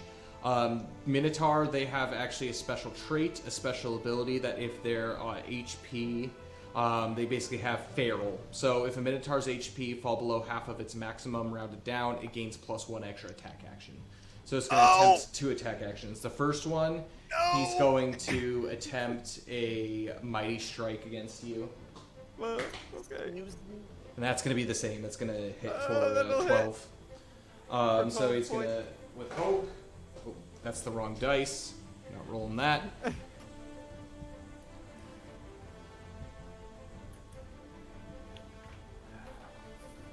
I guess I kind of deserve this. This is what happens to me. Just being a freaking DPS and just slapping some people nice and hard.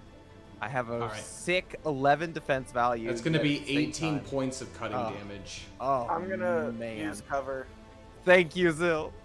so I take 9. Okay. Do I take any? You do No, not. you take none. Oh, thank God. Yeah, that's the one Think nice I'll thing take about that. Zill is he can absorb some damage. I That's love why I you. wanted to be next to you. I love you, second Zil. second attack. Ooh, that was one off from a nat 16, but it was not a nat 16. It will hit. That hits. Yeah, That it will hits. hit. That's fine. It's okay. Thank you, Zil. Be for less taking than that one hit. 18. Just be less than 18. Yeah, really. All right, so this is going to take. I'm using my dice roller here. Yeah, Give me a second. no problem.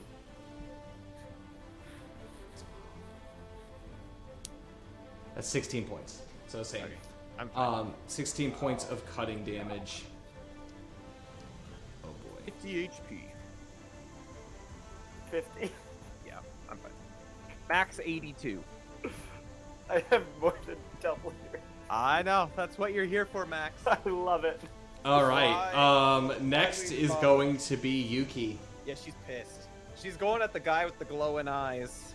And Alright. like, how dare you? Thank you, Zil. Gives him a little pat on the back. And now watch this. And then she's just going to shank up into him using Piercing Strike. Okay, piercing strike. So you get emboldened on the hit roll and emboldened on the damage roll. So it just negates it, right? Yeah. Or is it emboldened? Okay, yeah, okay. Yeah, it Okay. negates Does the that skill check. take an extra stamina? It That's does. 7. Not for me. not for Dane.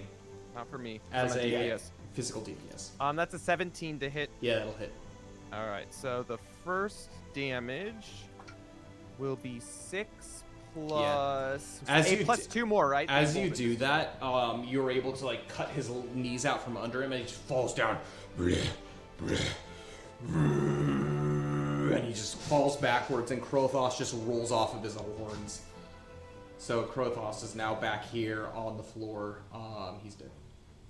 All right, well, with that attack, since like I automatically get an attack that goes with it, can I attack the other guy or no? No, it has to be against the same creature. All right, can I hit the other guy? Yeah. With my second skill then? Yeah. Okay. Absolutely. All right, so I'm gonna look at him like, oh, hi, buddy, and just attack him and bam. So that's a 17 to hit. 17. Oh, come on. It's just 17. Sorry, I have all these weird pop-up things that keep going up on my computer. 17 will hit, yeah. All right. So that was awful. I forgot to do piercing strike. Can I do piercing strike on the second hit? Oh, it costs us a support action to use. You only have one support action, so. Oh, all right. Never mind then. That's a 1 plus 8, so that's 9 cutting damage plus 4 earth damage on him. And then wait, 8 plus 4? 8 plus 4 or 9 plus 4. Okay. And then I'm going to roll with my second attack since I have the dual wielding feat. Mm-hmm. So that would be a 16 to hit. A 16, yes, hits. Okay. So, God, that was awful again. That was 7 Awful. cutting Awful. damage. 7 cutting damage. Okay. And 4 earth damage on that one. So. All right. Yeah, you Okay. seem to smack this guy up pretty good as you begin basically cutting at him. His eyes begin to glow red as well. Nice.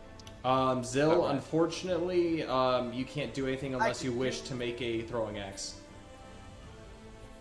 Oh, I do have that. You can attempt to throw a hand axe at him. Is it 1 or 2 stamina to do that? 1 stamina. I'm gonna throw a hand axe at him. All right. Yeah, for those who are listening, you can make ranged attacks at both points of the game.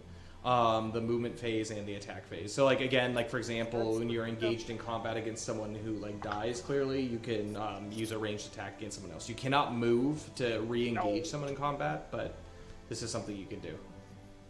I'm guessing a 13 does not hit. It does not. It just chinks off of his armor. Yeah. All right, this could be a very, very important initiative. Go ahead and roll Wait, initiative. I gotta roll my. Oh, yeah, positioning rolls. Focus. And focus. I need to roll my focus. What do I roll against this guy since he's going against me, right? It's a focus skill check, and then he took how many points of damage from you? 32? Yeah. 32 Tons of points damage. of damage. Yeah. So that's going to So- be... Okay. Yeah. So I rolled a 12. A 12. Yep, you pass. Yo, that's sick. Okay. Yeah, so cool. you're still good. But now we're going to do positioning rules. So All right. Let me roll my focus check. Typically, positioning should go first. Positioning rolls are the first thing that happens. Oh, sorry. So it's I'll keep a that roll, contested physical skill check. Oh. So again, mine with -2. struggle with you. Snap. Okay. Do we need So to prepare that to would beg for hope? be a 14. I'm okay. He ties at a 14. He's probably more dexterous than I am. I don't know what that does. No, What it's not. happens? It's not dexterous. What's your strength score? It's a 6 plus 6 physical No, strength. no, Oh, my actual strength. strength 15. All right, you end up winning that. He gets. Yo, freaking sick. All right. Does he go backwards? He does go backwards. Sweet. Okay, that's it. I don't think there's anything else. No one needs to be rescued. Nothing like. I need to roll my thing, my focus. So that's a Didn't you 14 just do minus. Yeah, No, then that we was did positioning, wasn't it? Well, the what you rolled before. the 12. Oh, that was for the contested strength check, wasn't that? No. If it was a Oh. 12 for the contested strength check, you lost. Because you rolled before you rolled the strength check. Yeah, you did your focus check beforehand. Oh, yeah. I don't remember what But that you was. passed. You passed You passed. You passed it. Oh, so okay, all right. It's fine. Yeah. I don't remember. I was like, I'm not sure if you're doing something different. Yeah, Okay, so sorry. you ended up passing that. Okay, alright. No one else has anything to do. Priority initiative. Everybody Alright. reroll. Bam. Do we? Oh dear. 13. I'm rolling like poo. 12 initiative. Okay. Whoop. And okay, Krothos, he ended up getting a 4 again. Oh no, he got 6 last round. He got a 4 this round. Nice. He's not doing super good. Yeah. However, wait, what did you end up getting, Dean? For my initiative? Yeah. For my initiative, it was a 12. I got 13. Okay. Be high enough. Please be high enough. Sweet. These Minotaurs got like a million. They're so dexterous. Initiative or enmity. Yeah, that's an a 1 again. Woo! Krothos got a nat 16. He's Yo, plus 3. 2. I got 2. Okay. Protoss is just laying there gourd. Just, you And know, then be Yuki, Protoss. what's your 1 plus 1. Awesome. So next we're gonna go ahead and jump into the movement phase, to which Zill leads. Oh, Zil! Yes! I'm gonna get in between Yuki and the Minotaur. All right. Are you gonna attempt to disengage or anything like that? Or not disengage? Attempt to combat challenge. Yes, and combat challenge it. Zil, Does that my give you enough room savior! to still get around and so you can hit it. Oh yeah, I'll be fine. Okay, good. Yeah, because the way that it backed up the 5 feet, so you're able to get in. I know, but I'm wondering if Yuki can still get around so she can poke it. I'm Technically, not that yes. thick. What do you think? Yeah, technically. I know Alright. I got a big wingspan, but So that's gonna do. That was not That's directly rude. to Yuki. that's rude. Bill doesn't care, he just doesn't want you to die. All right. Awesome. So that's gonna happen. Right. Yes, I like combat Next is gonna be his roll. Can he do anything? Tend to disengage. Let's see. Can he do anything luck. that's useful? I'm really trying to play them strategically. Yeah, I can tell. Going for Yuki, going for the squishy party. I guess technically Crow. Well, you did pretty good as smacking him down. Yeah. I missed out. Okay, they actually have a reflex support action, Endure. They have 3 charges of it. If damage brings the Minotaur down to 0 remaining hit points, they may roll 1d8. On a roll of a 7 or 8, they survive with 1 remaining hit point. You can still do it after this next turn. I know, I can't. I should have done it on the other one. But I didn't, so that's okay. It's okay. You're learning your monsters.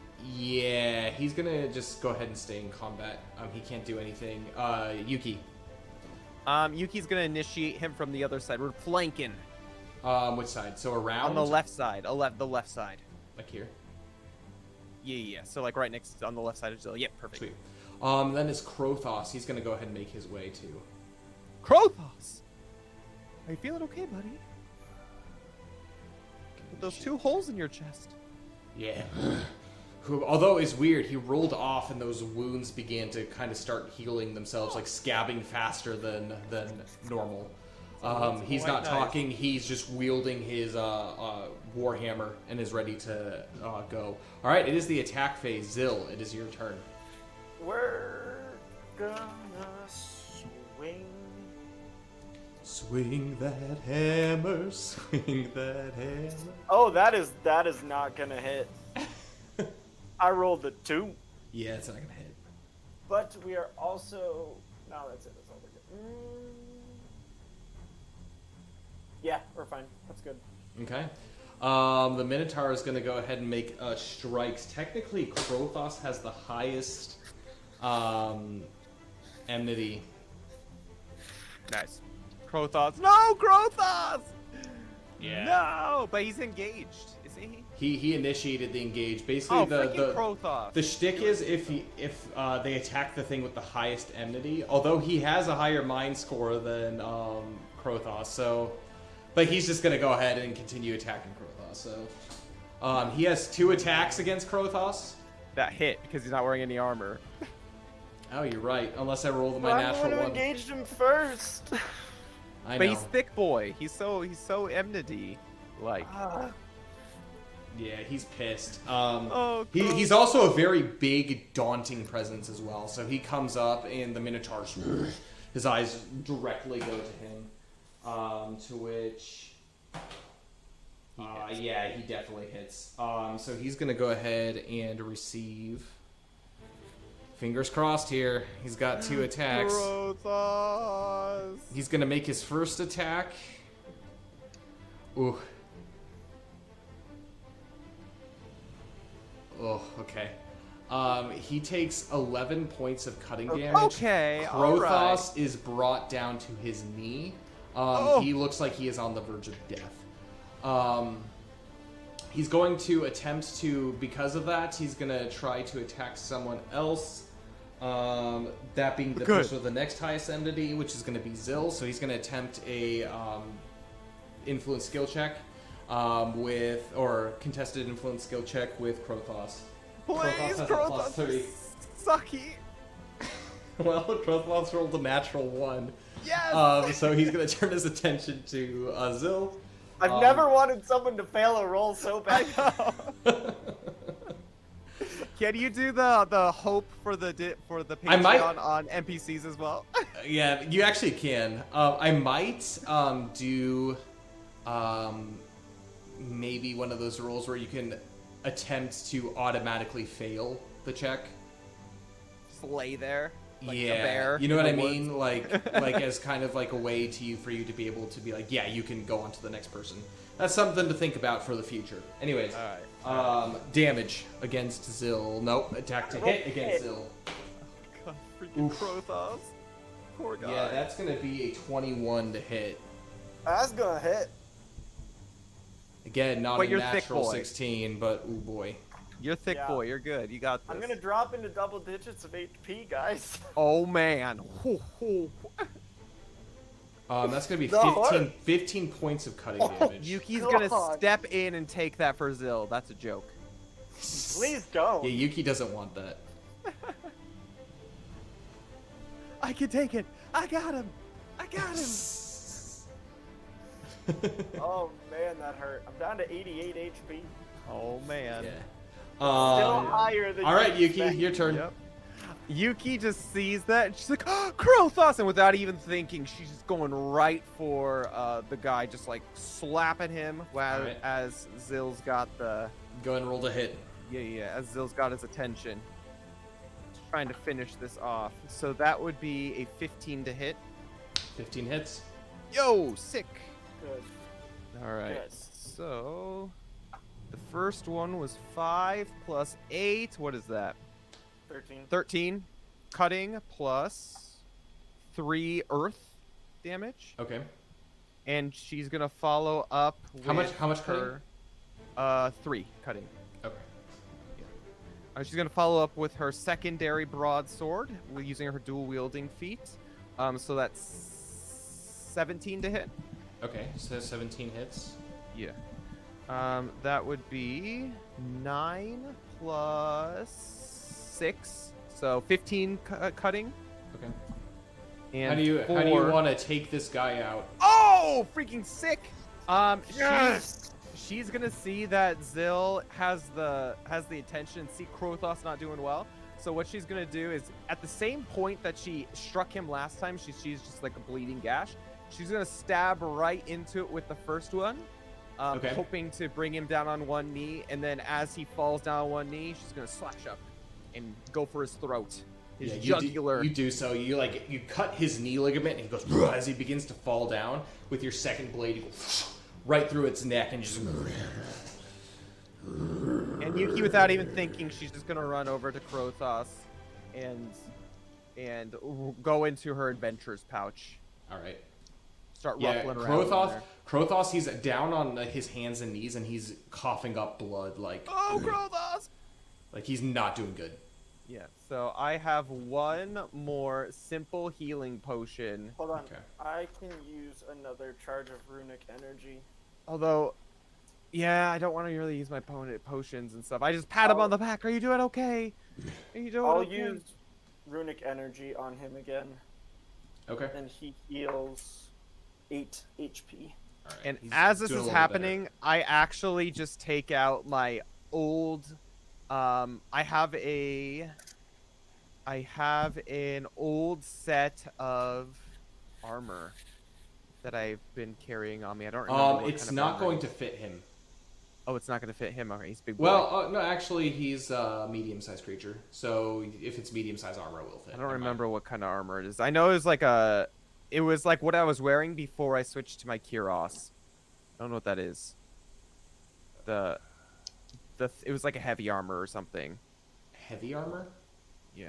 Because remember I had it and then you switched it to So heavy armor? so FYI, he is not a warrior, so he's not going to be proficient with armor. He's not going to be able to gain any benefits from wearing armor. Oh, never mind then. If that's the case, never mind then. It'll just make him chunky. We ain't got time for that. Yeah. So All right. I'm just doing my best. I'm doting as best as I can over him, trying to figure out what to do. you do heal him up as he begins, and he's just like. He nods to you and without saying much of a word, but it falls quiet, and all of a sudden you hear vaguely from the other side of the wall. You hear. Seems like they've done their work. All right. Is the iron door that's there? Is it just completely cut off? Like no light can get through or anything? It's just a big solid door. Your eyes are All right. slightly adjusting, but you don't get a lot of sight. And Yeah, as you guys gaze around, you see that this place is a mess. There are 2 hay piles where clearly the Minotaurs sleep, and there are bones and blood and stuff all in this place. You can tell they have just been playthings for these Minotaurs. Yuki takes out her torch that she has in her side pocket and asks if Krothos can help light it. He goes, so he's going to go ahead and expend a charge of his flame breath to light your torch, and now you have a bright light. Okay. What can we see? By the way, is there anything that we can like take really quickly off the bodies that may? Yeah, be, go ahead and like... make looting checks for me. Loot roll. So just a straight D16. It's a 13. 3. 13. All right. Oh, and each of you gain. Oh yes, experience. Each of you gain 200 points of experience. Yo, that's sick. And AP. Yeah, and AP. Yeah. How much XP do we need to level up? XP. I don't know from like what you guys is. Well, like levels, it doesn't matter. We're not counting levels for level ups. All right. So Zil, you go ahead and you find. I rolled a 3.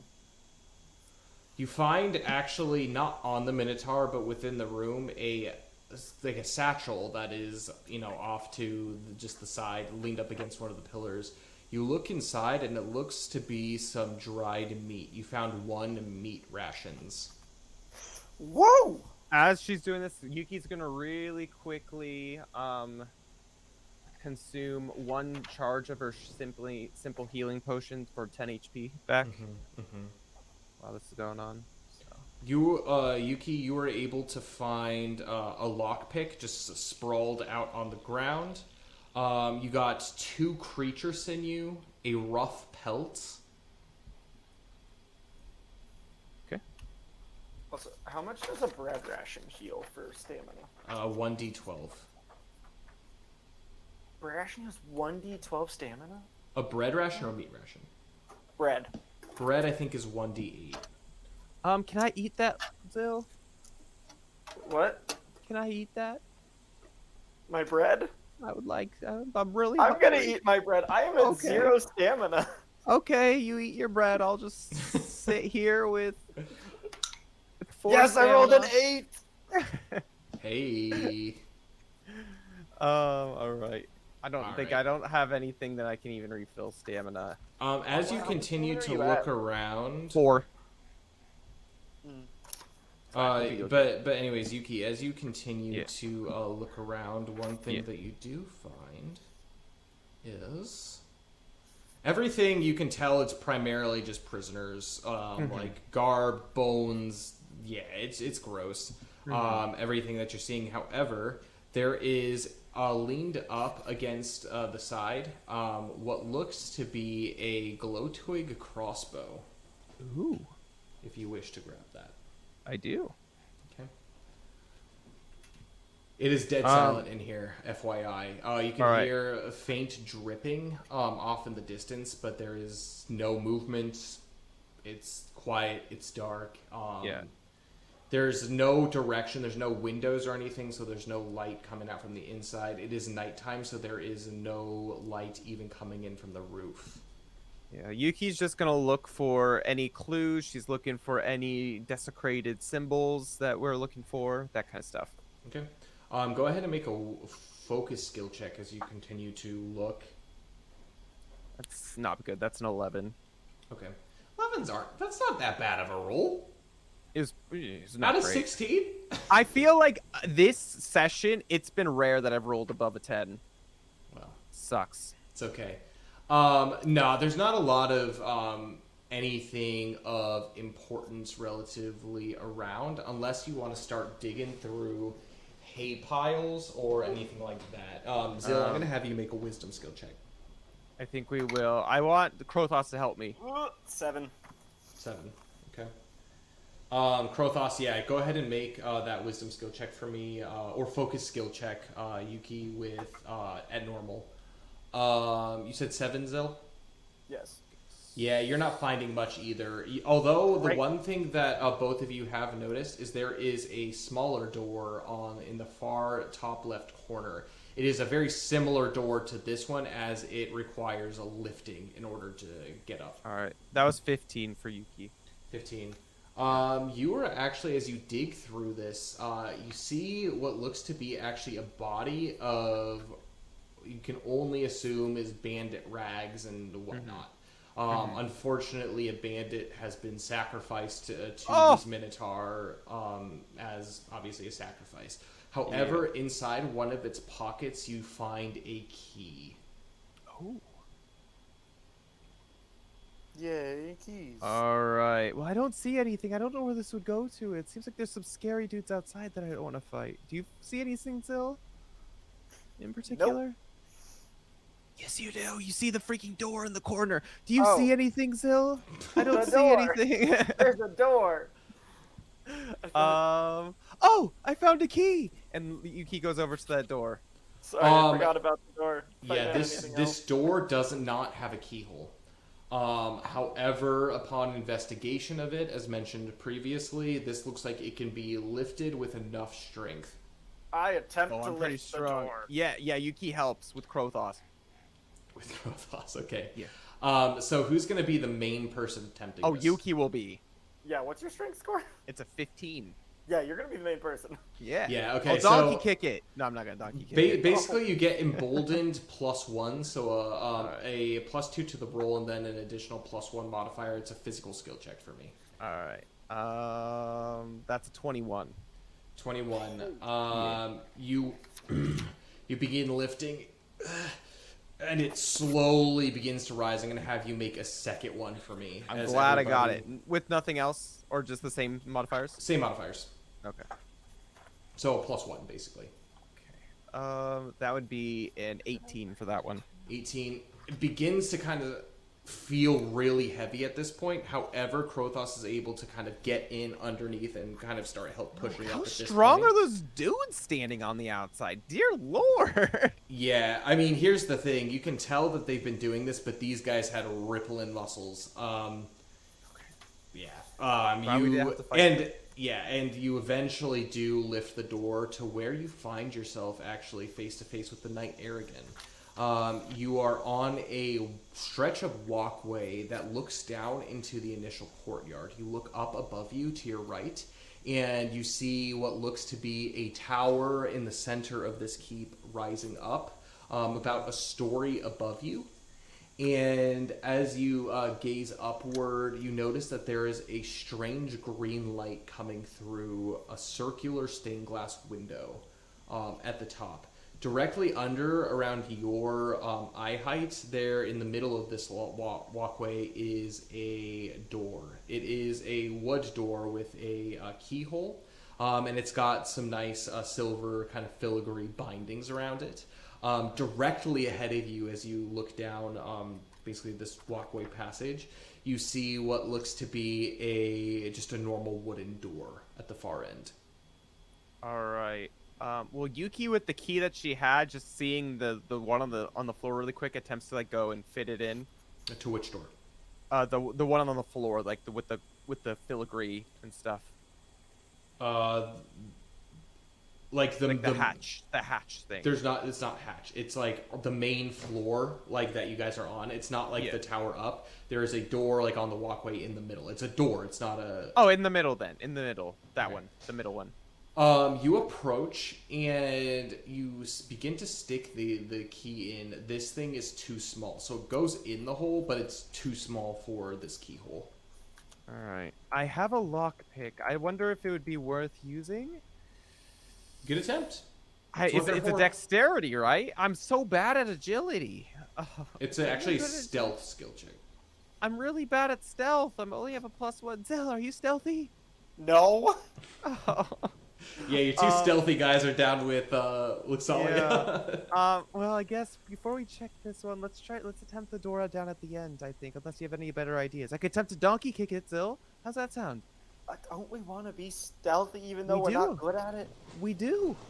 I don't. But if I'm trying to lockpick, do I still get a -2 for my armor? Not in this situation, because it's not like a stealth as far as hearing. It's like a stealth as far as lockpicking. So I have a +1. Me too. Should we try to pick it? Oh gosh, I guess. All right. the big door. Yep. Yeah. Although I'm nervous that if we break it off inside. Okay, whatever. I'm actually gonna let you do it, Zill, because my skill checks are at -2. So. Yeah. Go for it. Ready? Yep. Go ahead. You hand over the lockpick to try to get into this. Nat 16. Are you serious? Yo! Freaking +1, 17. 17. You begin feeling through, and immediately you're able to open this as it reveals its way into what looks to be a foyer. We're going to go ahead and take a quick break here as I set up this next map.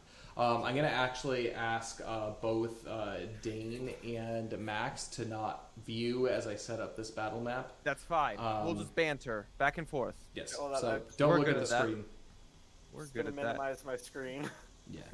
All right, cool. We'll be right back, everybody. All right. No, Great. I'll be talking. I'll be entertaining everyone as this What is just going on. happened? We just got. I know. I will tell you that was Destroyed. absolutely rough. I'm glad By they didn't have as Minotaur. much. I'm glad they didn't have as much HP as I thought they were gonna have. I thought we were gonna get That's wrecked true. by them. I'm still curious about how we're gonna get out of this area because we got those 2 burly men and I only have 4 stamina. Kyle, quickly, is there any way to heal stamina outside of battle besides rations?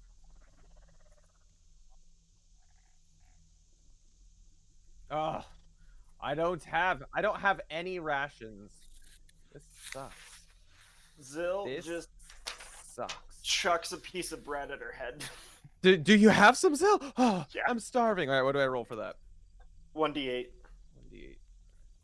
Luck be a lady. Please don't be a 1. Oh, it's an 8. Perfect. Hey, I also rolled an 8 on my bread Yeah. ration. I'm down to 1 bread ration. And I'm 1 meat feeling ration. good now. Thank you, Zill. I have none for some reason. I don't know why I don't have any rations, but I don't. Also, I'm gonna switch out. I'm gonna put my meat ration. By in my the bag way, instead of my bread. Everyone in chat, I hope you're doing well. Thank you for joining us. We're having a great time playing this. Again, since this was kind of a last-minute stream, as far as our normal scheduling goes, it's only Zill, Max, and I today. But thank you for joining us. It's Zill a and great Max are time. the same person. That's what I meant. Yuki, myself, and Zill, Max. And it's Yuki, definitely Dane, Zill, fun. and Max are all here. Yeah. It's great, but we're having a great time. I will say, so on tomorrow is the last day of the month of July, which is a Sunday. So if you guys are looking to get any sweet merch, again, it goes towards the production of the game. All proceeds go towards the creation of Everlast itself. But our up to 20% off sale in the merch store ends tomorrow. So if you're looking for some sweet threads on a little bit of a discount, feel free to head over to our merch store. It's linked in the About section below. And also consider joining the Discord as well. Here's the link to the Discord. If you guys aren't part of it, highly recommend it. Bunch of really cool people there. Yes, So this is true. join us. Let's hang out. Let's talk about Everlast. Let's talk about all kinds of games. I know Cole and Max earlier today for me, but I know they live in Last America. night. So last night for them. They played some Lego Star Wars. It was their inaugural stream as new personalities here at Fantasy Forge Studios. So Max, From a tech side, it was Yeah. rough. No, it's fine. We'll But get we we'll get had through a it. great time. We'll get through it. Max, do you want to announce when you'll be streaming next, as far as Yes. you and Cole go? So, since we're still new to this, we both have other things going on in our lives. We are going to course. be doing. Wow, Cammy, thanks. We're going to start with every other week, every other Friday. So, the next one will be August 12th at 7:30 Mountain Time, 6:30 Pacific, 9:30 Eastern. I don't know what other time zones are important. And Cole is the one who said video games were his hobby. I'm going to defend myself on that one. You like doing it. I enjoy it, but I don't play them very often anymore. Well, it'd be that way. Well, thank you for joining us, and thanks for being a wonderful personality at Fantasy Forge Studios. And back to Kyle, our Fate Weaver. All Okay. right, all right. Yes, You're go more check them Now. out. They're quite fun. Both Max and Cole are goobers. Nerdy. I'm sure everyone. We loves are it. indeed goobers. Yeah.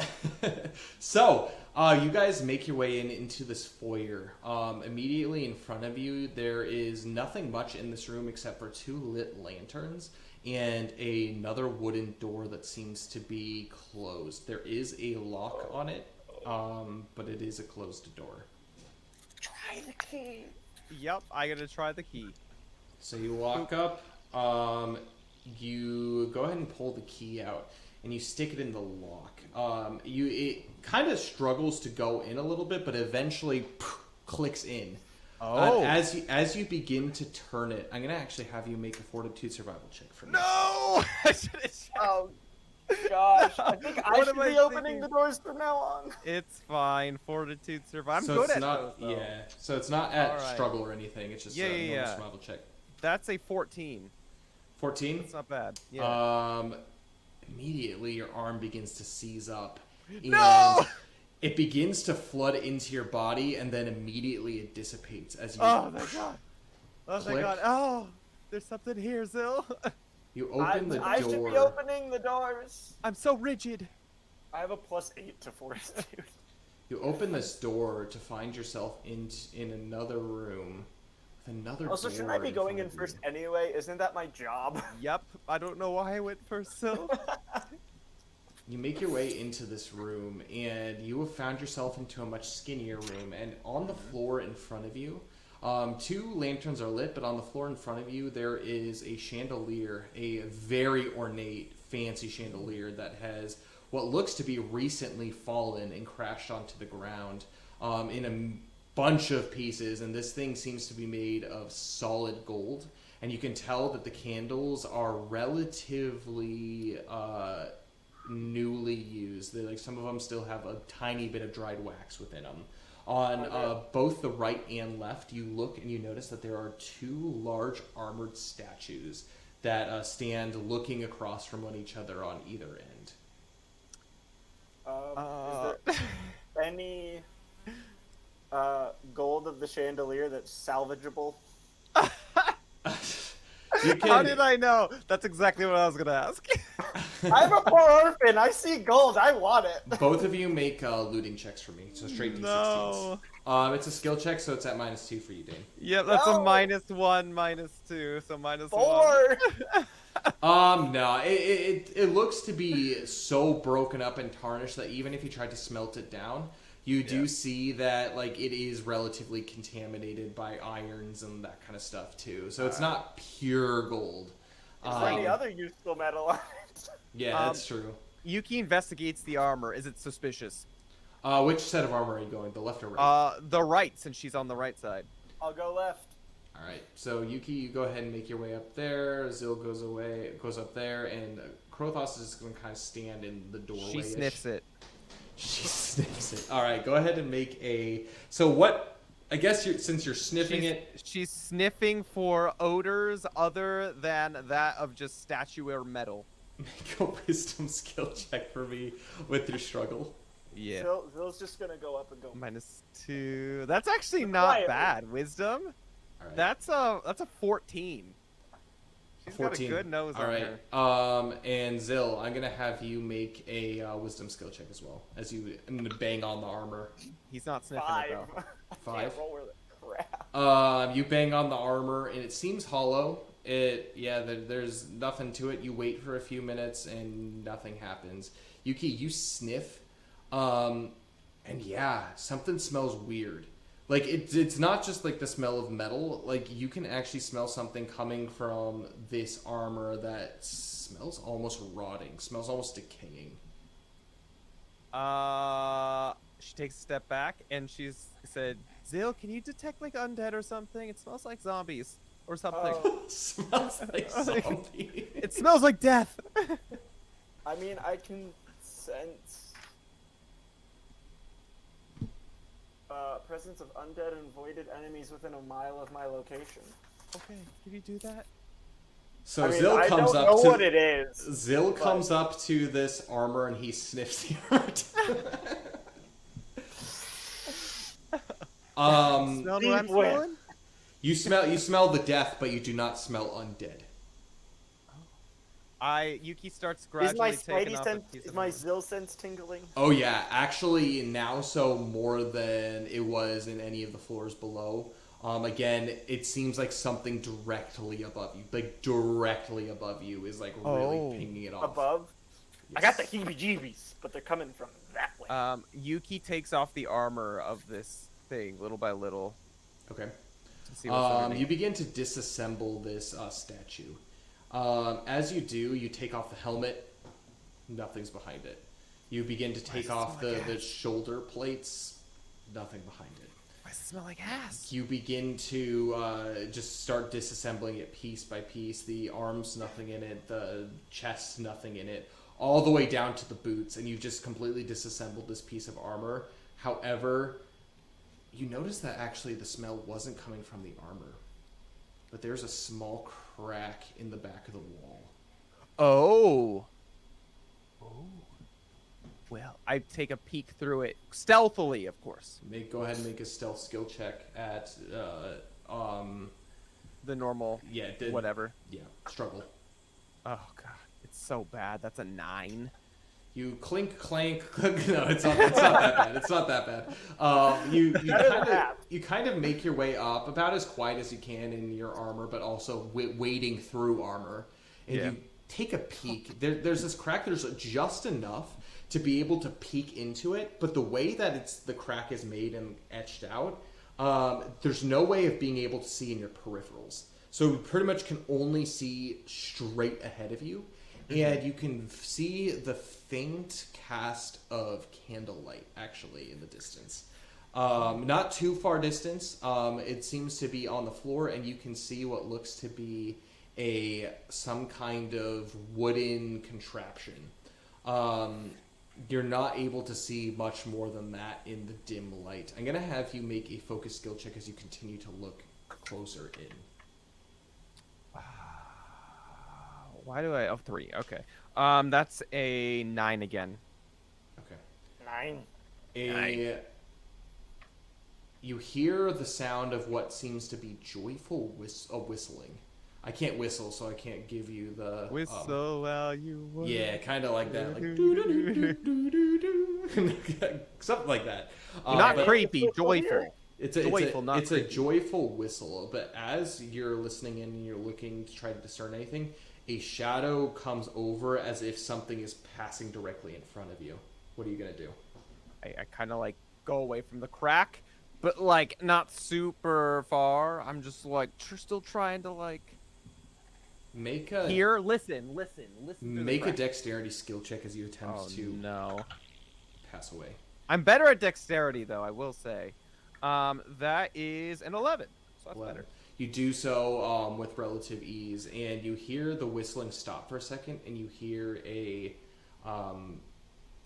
like just the footsteps that are coming towards that direction stop for a few moments, and then it continues on as it continues to whistle. Did he? Alright. I go which back and I'm like, direction there's a was it whistling dude. going? From what Yuki could tell, the direction was coming from top to bottom. Okay. Also, was it a boy's voice or a girl's voice? It's a whistle. Difficult. Was it a boy's but- whistle or a girl's whistle? Yeah. Like, is there like a register you can get from it or no? Probably not. It's probably too difficult. Yeah, it's pretty tough. Okay. Well, I relay the information to Zil and Kurothos. Is there any other doors in this room? Maybe we should go. There is the door on the far end. Okay. Maybe also we should Can we check disassemble behind the the other. other armor? Yeah. That's what I'm thinking. Let's go really quickly. Quietly. There's someone right on the other side of this wall. It might be the bloodluster. Could be. So you guys make your way over to this armor and you begin to disassemble. Again, you disassemble it piece by piece as quietly as possible now that you know there's potentially someone in. So I'm going to have you guys make a stealth check at despair as you do this. Oh! Is this with the armor minus? Technically no, because you're not walking. It's Not like a Well- sneaky sneak. It's just like disassembling armor. I rolled an at 16 and a 3. Yep. All right. I rolled a 5. So 4. All right. Yeah, you guys are doing this, but one thing that you notice about this armor is it's not as well put together, so it's kind of like slipping here and there, and like there are like very audible click clacks, cling clangs all over the place as pieces begin to fall apart. You notice the same thing. This armor piece is completely empty, and as you look on the other side of the wall, there is not a crack on the other side. The whole time I'm just thinking like whoever built this armor was terrible. This is poorly made armor. It's ornamental, obviously, Zil. Just this isn't the time to be thinking about such things. All right. Well, so there's a couple options we can have. I can donkey kick that wall and attack whoever's on the other side of it, There's a door. or we could go through the door. Those are my two options. Don't Try the kick door. a The wall. door's quieter. Okay, we'll go through the door. I'd attempt to fit the key that I had through it. No, I hand it to Zil. Zill fit the attempts key to open the there. door. All right, you stick the key in, and actually it slides in really easily this time. I'm gonna Alright, have you make a perfect. fortitude survival check for me. Oh no. 12. 12. Okay, that's not bad. I rolled Yeah, a you 4. you slide the key in, and it's some crazy sensation again begins. This is actually something that you have felt before, almost a numbing sensation that's gone up your arm. You felt this actually with the sewer door back down in the dungeon, and in the same fashion, it immediately dissipates. What's up with all Doors these doors here just are being? weird. Yeah, it's the freaking Wizard of Oz just chilling in this tower. Wizard of Oz. Yeah, it's like you get to the top of the sorcerer's just like this big green floating head. Yeah. None shall pass. All right. It Oh, clicks also, I forgot to and mention, the door I picked opens. up my axe from the Minotaurs. Yeah, that's fine. I'm gonna just assume that you do. Okay. Yeah, Cool. it's gonna be fine. Yeah, We so go the in. door. They'll go in. Sneak. Go in. I'm just gonna crack it open and like kind of stick my head through. All right, go ahead and make a stealth skill check for me. Here This comes one Tippy Toe. is at struggle. As you open the door, With a struggle or just with my armor? Struggle. Just struggle. it's a struggle stealth check because of your armor. Okay. Yes. It's gonna be like a 1. Watch. 4. Why do you suck, Zil? Come yeah, on now. this door I can't roll opens. with crap today. This door opens, and not only does it go, kind of like Jimmy Neutron, as it just opens, but you also you're clapping through the doorway.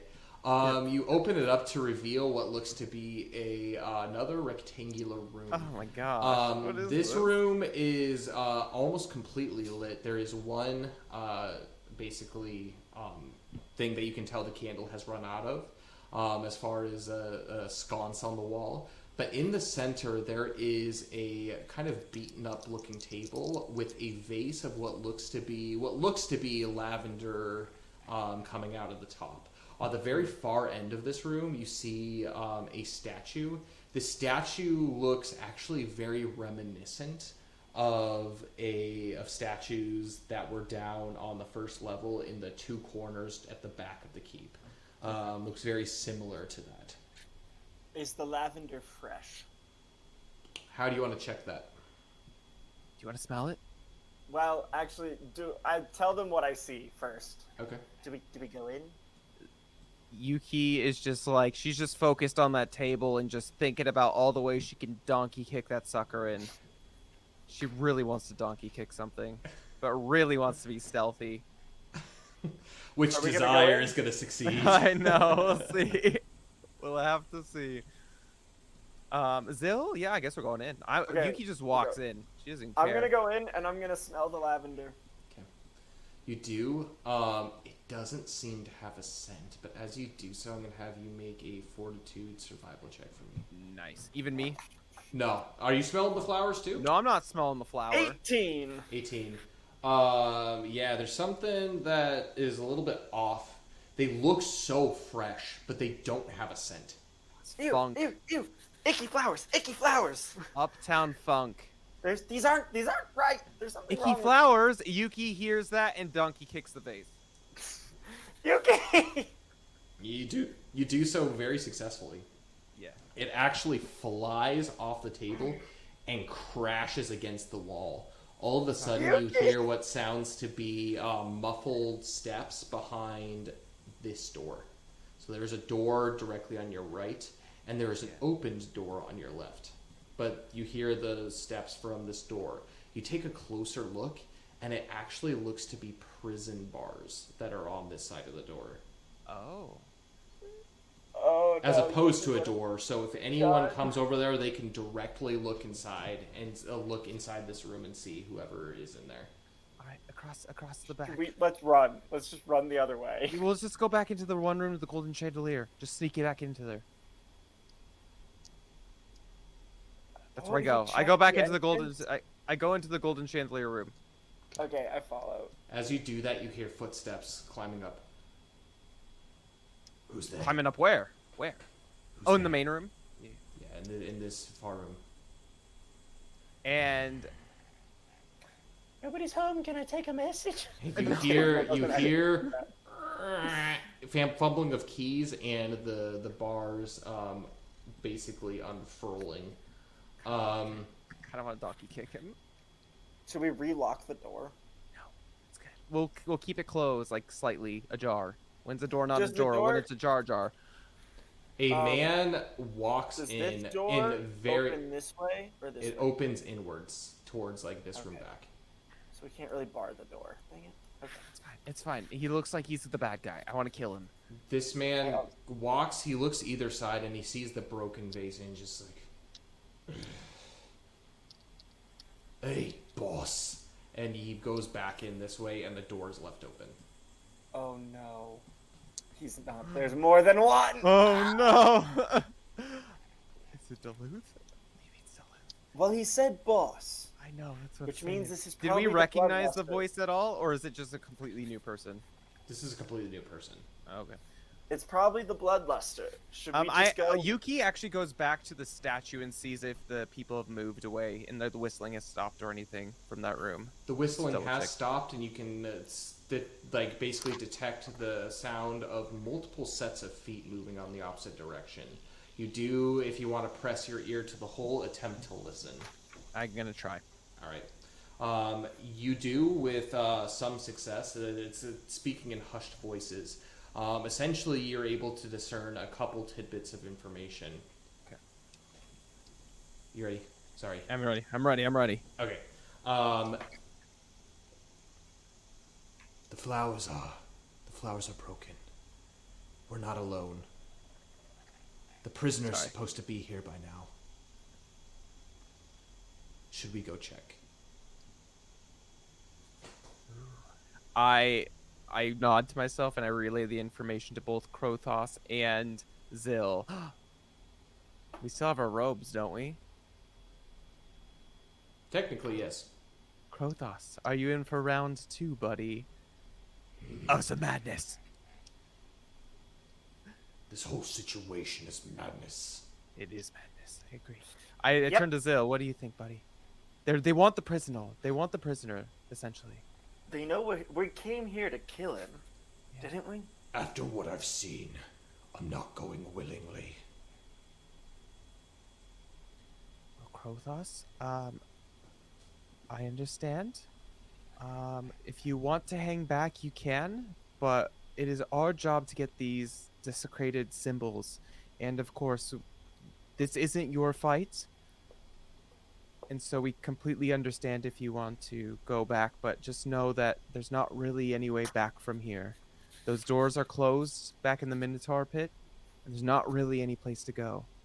So forward's the only way, it looks like at this point. He nods. Yeah, you guys are gonna make your way back into this room? Or what's the plan? Zil, do you want to go through the other door that's open first, really quick? Or do you want to The go back hallway? into... Yeah. So, like, on the left side? Or do you want to go through the door that the people had come out of? I think we should just take care of him first. That's what we're here for. Yeah, so let's do that. So we're going to go through the right door. The door on the right. So you guys Very confidently. You make Yes, your way with into this Krothos. room. Krothos, you guys have kind of rechained him up a little bit too, as best as you can, and you begin to walk in this direction. Zil first. Zil, you hear on the opposite side. Halt! Who is it that wishes to approach the Bloodluster? And Yuki pipes up. We are sent by Sinzirak. We have the prisoner with us. The boss's pets have come to play. How did you fare against the Minotaur? Do you have the prisoner? Have you brought him close? Have you brought him to us?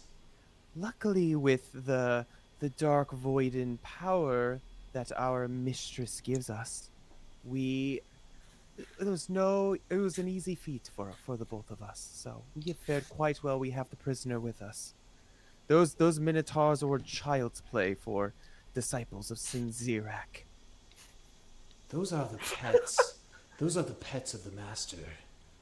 Exactly. Tell me you didn't do anything to Nope. dispatch them. We just put them to sleep is all. Interesting. Yep. Bring the prisoner. Do come in. All right, Zil. All right.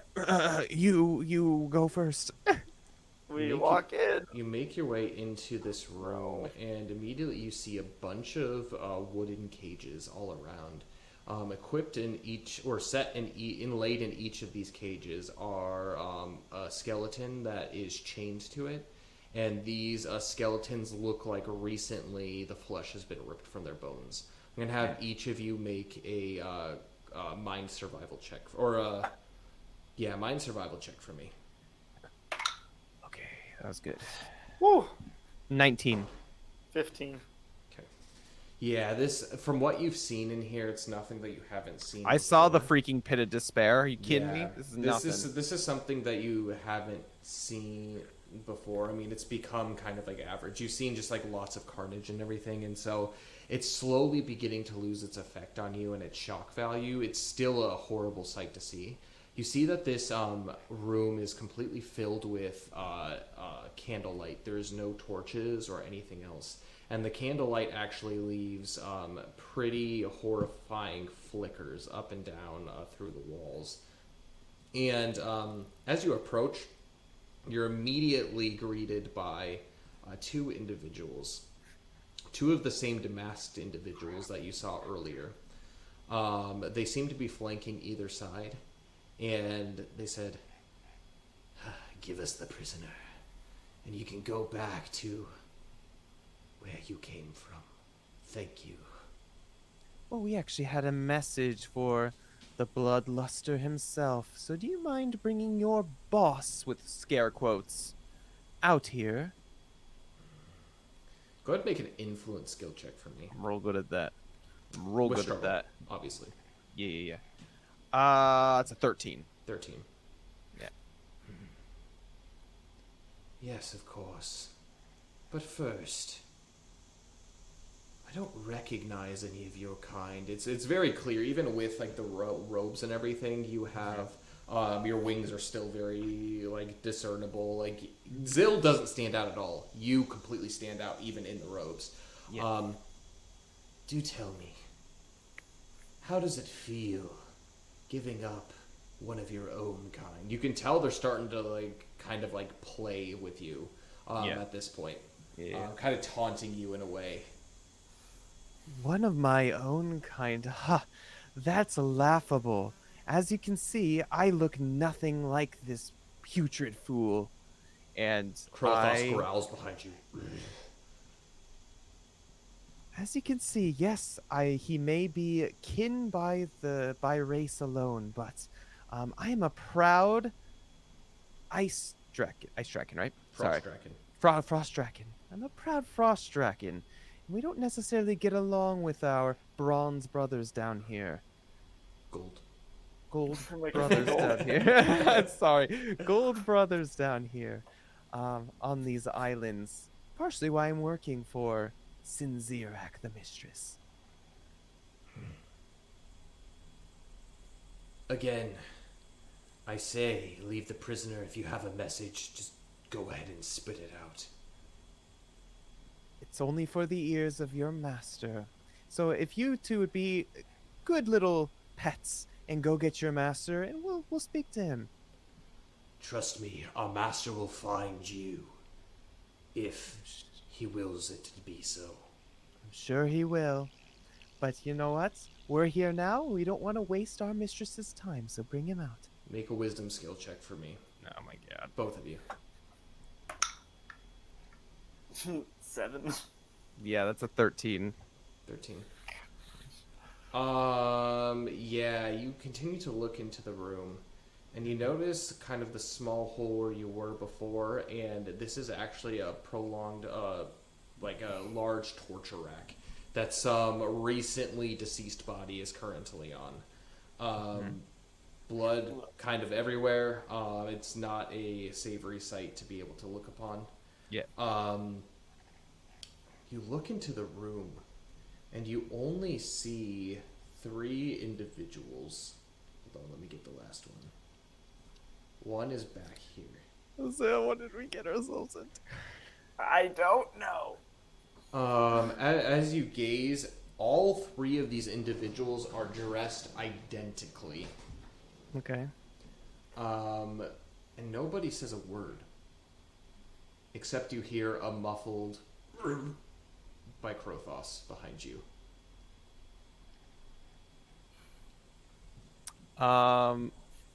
Yuki, hearing it, kind of takes a quick glance back towards the Krothos. Krothos's face sweating profusely. Okay. Very uncharacteristic for his like dour demeanor. And his face begins to crumple, and you can tell that his body has begun to just slowly slump. I look over to Zill, seeing how his demeanor is. Zill, how's your demeanor? How are you feeling, buddy? Just getting angry. This place is just really pissing Zill off. Yeah, I actually turn to Krothos and I look at him, and as I look back at him, like there is a...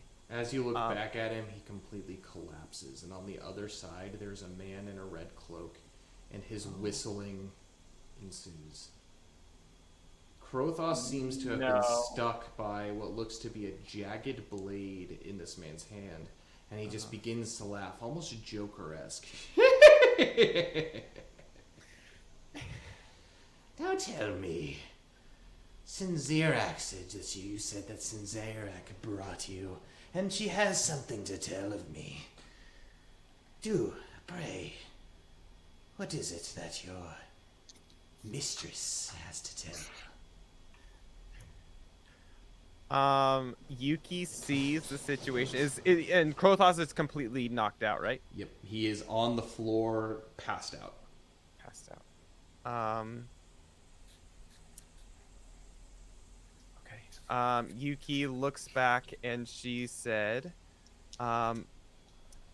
we have brought the prisoner, and this one has been giving us quite a bit of issues down in the prison. And so she needed escorts to come up with her, but she's actually looking for you. The sorcerer, Master Amios, Yes. requires Still your bites his assistance tongue. as well. Requires your assistance, and so everyone's getting together and meeting, so this is the news. So right away is when she needs you, as soon as possible. Meeting how so? What seems to be the problem here? Typically, the Lord Lolothi has a way of contacting each of us in his own way, and the sorcerer has special gifts to be able to do so. Why she would send up a couple of her underlings up here is quite curious indeed. And Yuki kind of puffs up her chest a little bit in a way in an era of importance and stuff. Underlings, and she how she says it is in a way that's just kind of like she takes complete disgust from that. Make a wisdom me. skill check for me. Oh my God. Zill. Is it me? 12. You've noticed that the three men have begun to surround you from the front side. They have slowly made their way to kind of block you in on this side, with this man in the back. Well, Surprising even himself, Zill looks at the Bloodluster and he's like, in void speech, you dare disrespect our mistress? She wanted you and she wanted you now. Make a influence skill check with hope. Yo, freaking Zill! Thank goodness for hope. 19. Yo, freaking Zill! Coming in clutch! No disrespect, but you, knowing the ancient tongue of our Lord, you must be special. Do you train directly under Amios? There's a handful of people in this castle that knows this speech that you speak of. So I see why Sinzirak may have sent you up to escort this prisoner. That being said, what could I possibly be of any use? I called for this prisoner so I could have some fun. Yet you seem to be keeping me from doing so. Tell your mistress, after I am done having my fun, I will be down. She wants you now. Tell her that yourself. Freaking Zill's sick. Immediately, all of the lights in the room begin to go out, and including all the candles, all the lights in this room, and you have found yourself in darkness at this point. No. Go ahead and roll for initiative. What the hell?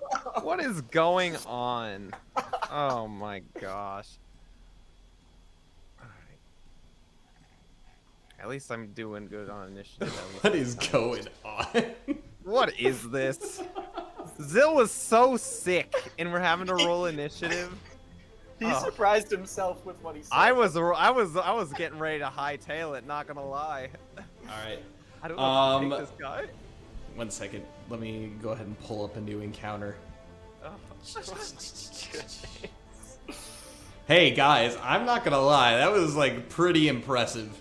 Not that it matters, but you know, we're trying. Freaking Zill coming with the void speech. Yo. Yeah. Out of nowhere. Yo. Out of Yo. freaking nowhere. All right. So, Zill. 16. 16. Oh, I knew I was good on initiative. Krothos is currently unconscious. He is not rolling for initiative. Yuki. 14. Okay. All right, let me roll some initiatives for these guys. I'm hurting. Which isn't saying much, but... Yeah, I know. Oh, there's 3 other guys in here too. Yeah, this is something. We should have gone in the other door. Too late. We should have gone in the other door. Okay. I should have done a donkey kick to the face. Really? She couldn't resist it. All right. It was that maternal instinct. All right, go ahead and roll enmity rolls for me. You said it was fishy. Oh dear. 14. 14. So, Whatever 14 is. I got 2? the same as you, Zil. Yeah, 2. 2. 2 for Yuki. All right.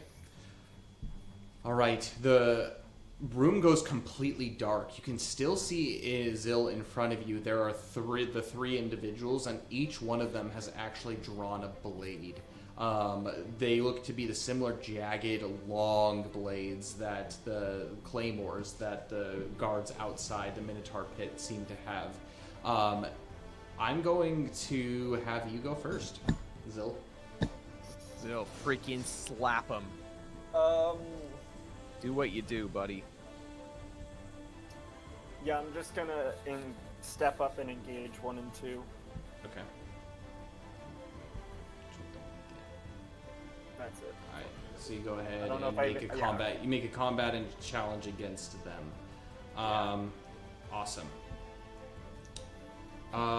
Next is going to be. My goodness. Stupid guy. Stupid guy. Stupid bloodluster. Whoa. Please be Yuki. me.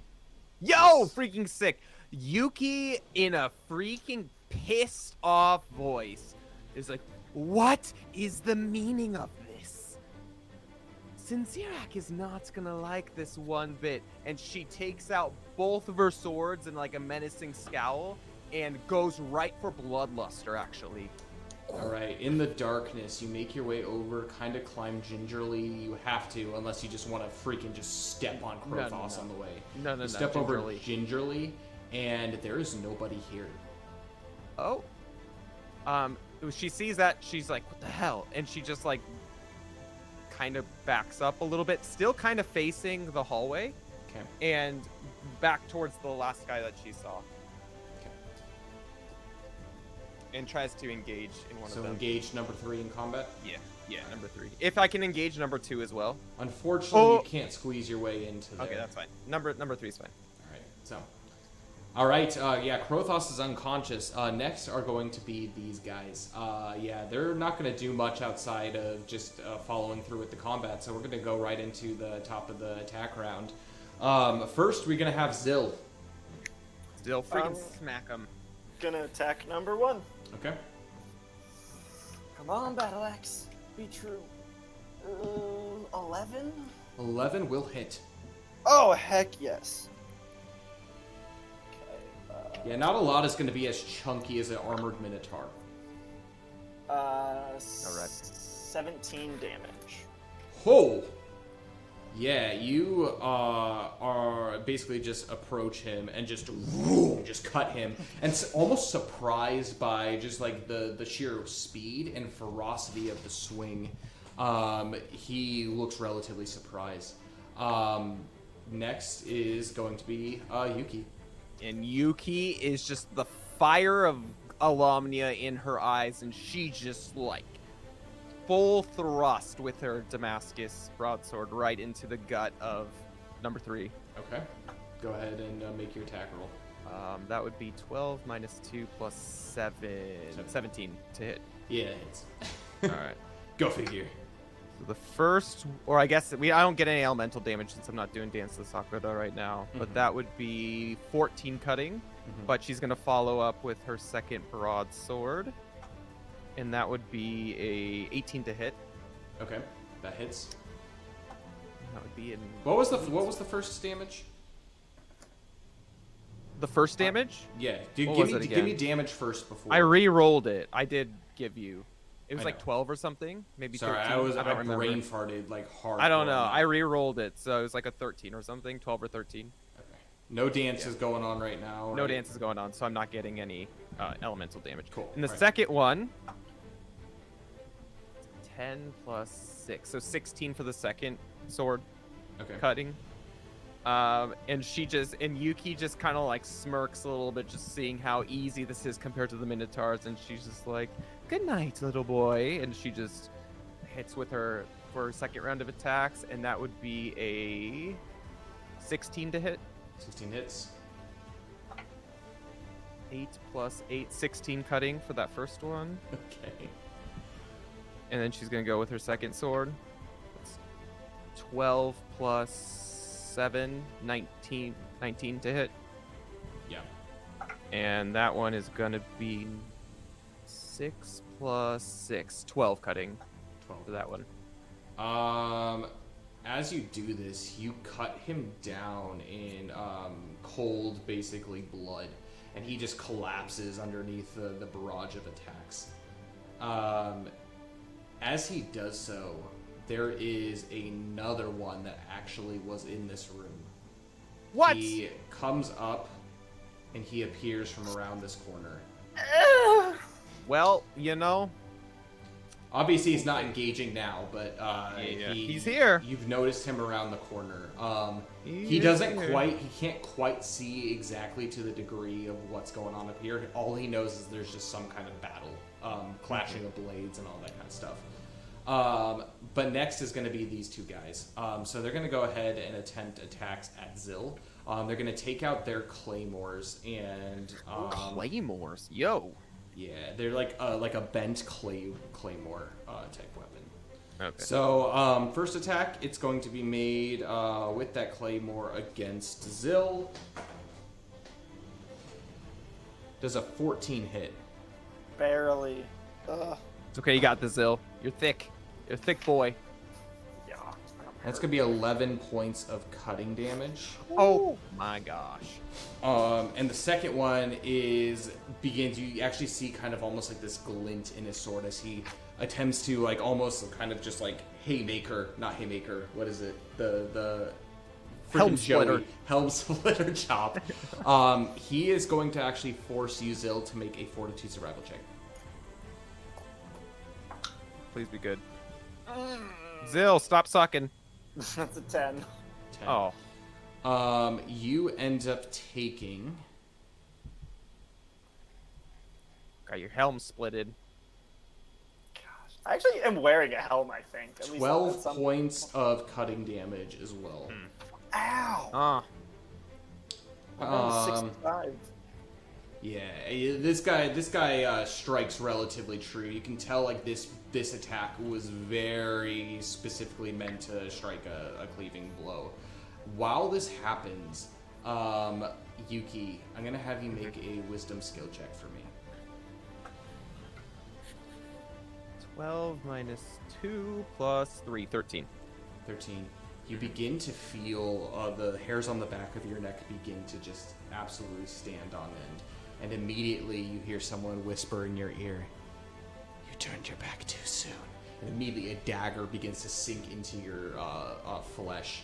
I hate this. This literally reminds me of like these assassin dudes in Are you freaking sure you Elden didn't Ring. say And that's it's free exactly real what these estate? guys remind me of. This is awful. It is not free real estate. Fortitude survival check for me. Oh my god, this freaking body is not free real estate. Well, that was really good. This 14. body is not real. No. Is this a survival check, you said? Yeah, survival check. 14 plus 5, 19. 19. Okay. All right. Does a 13 hit? Yep. Okay. What is the point of having a Damascus heavy armor if it does like everything hits? Everything hits. This guy's got a pretty high hit, just FYI. Literally, I mean, he's a boss man, big boss man. Yeah, you do have to realize these guys are kind of like not Ugh. end game, but like they're gonna be hitting. Ugh. You take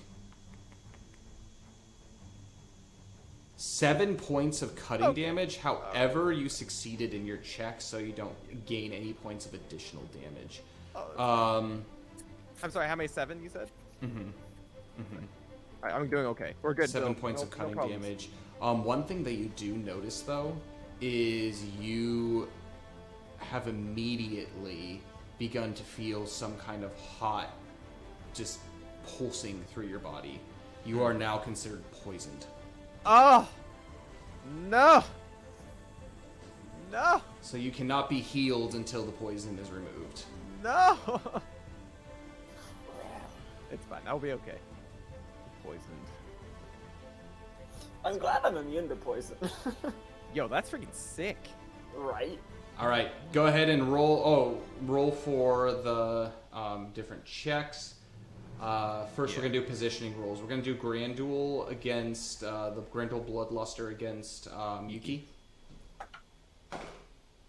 Was it strength, you said? Yeah. Physical strength? That will be a 14. 14. Oh, Hey, so 14. what is your overall 15 total score? My total score is a 14. No. Your My strength? strength Yeah, score. strength is a 15, yeah. All right, you succeed. He gets pushed back Does he trip over Krothos? 5 feet. He's going to make a survival check to see if he does. Yo, freaking Krothos coming in clutch as an unconscious body.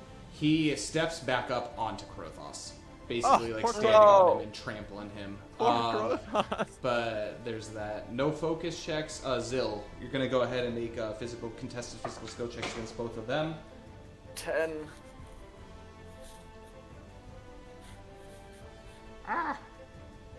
Oh no, sorry guys. It's okay. Okay. Oh, I somehow no, I didn't mess that up. Okay, sorry, it looks weird on my stream setup. So you said what, Zill? Got a 10? Yeah. 10. This guy's ended up getting a 13. Oh, So wow. you're gonna go ahead and get pushed back this way. Fortunately, you do have room to get pushed back, so you're not gonna be trapped. Great. All right, nothing else. I think. Back to the top of round of combat. Do I Go do I ahead. have to roll anything for the poison? Yes, actually. Go ahead and make a resilience check. So it's basically just your resilience skill check, and that's going to be made with struggle. Okay. 9 plus 2, 11. -2. It was -2. I got an 11. I rolled an Okay. 11. Yes, you still feel this through your body. Oh, coursing through your I'm the body. Robin. Yeah, it's not good. Robin. It's almost like sickening how like awful this feels. I'll spew on him. All right, next we're gonna go ahead and jump Initiative. into the next initiative. Bam!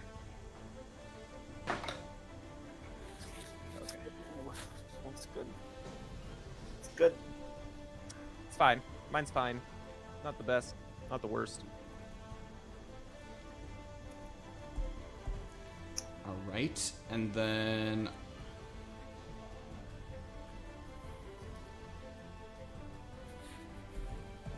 all right, Zill.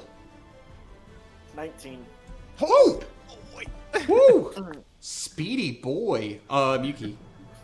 12. Okay. Still Not that speedy, speedy. but not speedy boy. Not speedy boy. Oh boy. Okay. man. Yeah, that's freaking something. Zill, you're They're beginning all the combat. Roll enmity? Oh yeah, enmity. Sorry. Oh. 14. 2 for Yuki. 1 for Zill. Okay. Gosh, I cannot roll worth of crap. All right, Zill, you are beginning this combat. I'm Zill. gonna engage with the Bloodbuster. All right. Yo, freaking sick. Yeah, you take care of him, Zil. Yep.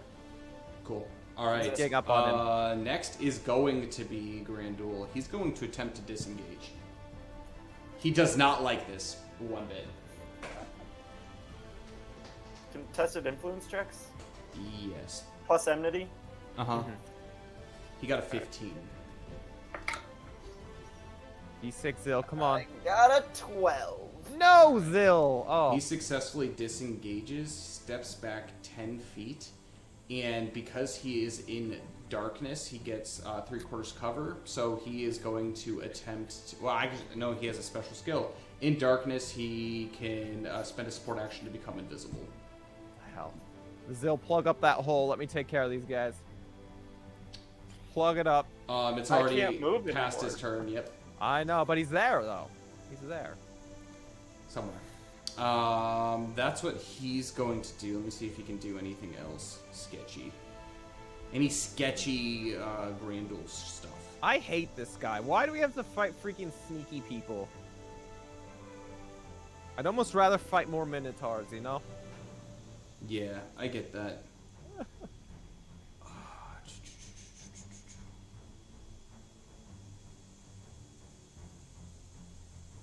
All right. Yeah, he's gonna go ahead and end his turn there. His movement. Next is gonna be Yuki. Alright, so she's going to dance to the Sakura. Okay. Get that going. And then she's going to run actually around these guys and take them from the back. Engage both of them from the back. So like So you Zil, can't like quite squeeze behind him. This is Okay. as far back as you can get. All right, I'm gonna actually. Can I squeeze between Zil and those guys since they No. got pushed back? Okay. No. All right, so Well, actually, technically, yes. okay, I'm gonna do that. I'm gonna fill the back so they don't come and engage Zil. Okay, you're gonna just engage both of them. Engage both of them and just look at them and just like smirk at them and be like, "Hi Make it a boys. combat challenge. Hi boys. Do you look at your friend just chilling there on the ground? That's gonna be you in a second." All right. Great. Let's go ahead and jump into combat then. So the first combat is going to be Zil. Unfortunately, unless you want to try to throw an axe through Yuki, you're not going to be able to do much. It's okay, Zil. We're Just stand we're there. just gonna chill, but I am going to drink one charge of my improved health potion. All right. That has to be done during the movement phase. So you can't do that during the attack phase. It's just attacks. Zil, you'll be fine. How much does that heal, though? Improved, that's going to be, I think, 40 I have that HP. written down. I think I it's have that 40 written down. HP. Improved is 40, yes. Yeah. Just a flat 40. Great. So something to think about for next turn. Okay. That it? Yep. All right. Next is going to be... Grandul. Yeah, he's going to go ahead and come up from this side. He comes running out of the darkness from over here, and he's engaging Zil with a sneak attack. That's good. Zil's sick. Zil is sick. So that's a nat 16. No! Oh no. That is going to be... Oh, first I'm going to have you make a fortitude survival check for me, Zil. Is it for poison? Because I'm. It is not for poison. Oh, okay. It's 12. I have rolled a 4 so many times. I know, we're rolling like poo. This is awful. All right, you're going to be taking 27 points of cutting damage. Oh As he just sneaks his blade into you. He hits you not only with a sneak attack, but it seems to take a little extra effect. He has the effects of the sneaky stab. So I have a, which is basically times 3 sneak attack damage. Ow, right in the man flesh. So I am down to 38 HP. Oh god, we got heals, Zil. You gotta actually get that healing going, buddy. I was gonna try. I didn't know potion's gonna be drunk now. Okay, next we're gonna go ahead and have. Wait, how many attacks? Yuki Okay, cool. Yeah, destroy people. Yep. Yuki seeing Zil just get freaking slapped by him. I'm not in combat, so I can't actually turn around and attack him. Correct. Okay. I'm going to just go for the guy on the One or two? right-hand side. The 2, I guess. Okay. The second one. The Okay. one closest to the bottom. I'm going for him. And I'm just pissed. Like, at this point, I'm just in a rage. I shout back at him like, "Why are you doing this? Since Zirak's the one who sent us. What is going on here?" And she just, like, attempts to cut him down. So that first one's going to be a 17 to hit. Yeah, that'll hit. Right. And since we have the Dance of the Sakura going, Yeah, extra wind damage or yeah, earth yeah, damage. earth damage. So that's a 6 plus. What is that? Is that 6? No, it's a 9. 9 plus 8 is, what is that? 17. Okay. 17 plus 4 wind or earth damage. Okay. And then I'm taking the second hit. That So will is this be, dual wielder hit? This is dual wielder hit, so this is the second hit. This is going to be a 12 to hit. Okay. Does that hit? 12 hits, yeah. Okay. And that will be 12 cutting Okay. and 8 earth for that one. Okay. All right. Immediately you go, and he falls in combat Okay. too. And I say, "You're next, boy," and she's gonna use her second attack action to hit him with. Actually, I can't use it. I'm sorry, I already used my support action. I was gonna use the piercing strike, but I can't use it this turn. Okay. What was your support can't use action? The Dance to Sakura. Oh, that's right. That's right. Yeah. Okay. So that is a 19 to hit. 19 hits. Nice. That's 7 plus 8. What is that? 15 slashing. Plus 5 earth. And then she's gonna follow up with their second attack. And that's going to be an 11 to hit. Does that 11 hit? hits. Okay. Woo! So that will be 12 cutting Mm-hmm. and 8 earth. And you cut this guy down in his tracks too. Beautiful. Okay. Oh god, there's still one guy down at the end though. That was productive. All right, Zill, you are going to be making a contested physical skill check for positioning. Hey, I rolled more than a 4. That's good. 8. Yo, freaking Zill's sick. He rolls an 8, so he backs up. He can't. He's in the wall.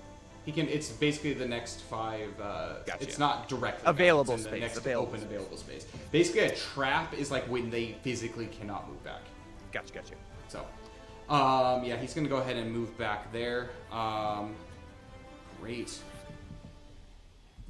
Awesome.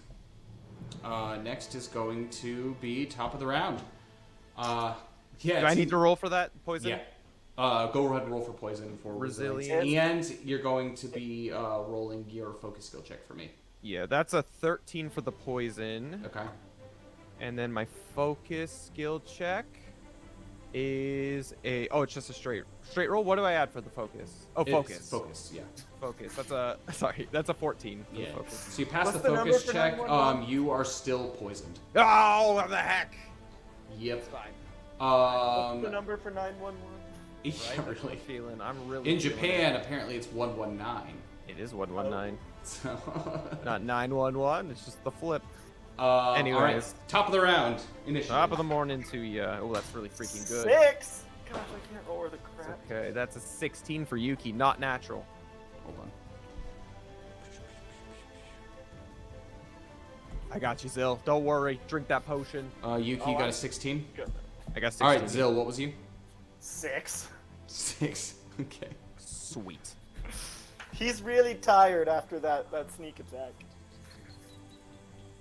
All right, I got like one more turn worth of attacks in me if I land them. Got 6 stamina left. All right. Let's go ahead and sort that. All right. Enmity checks for me.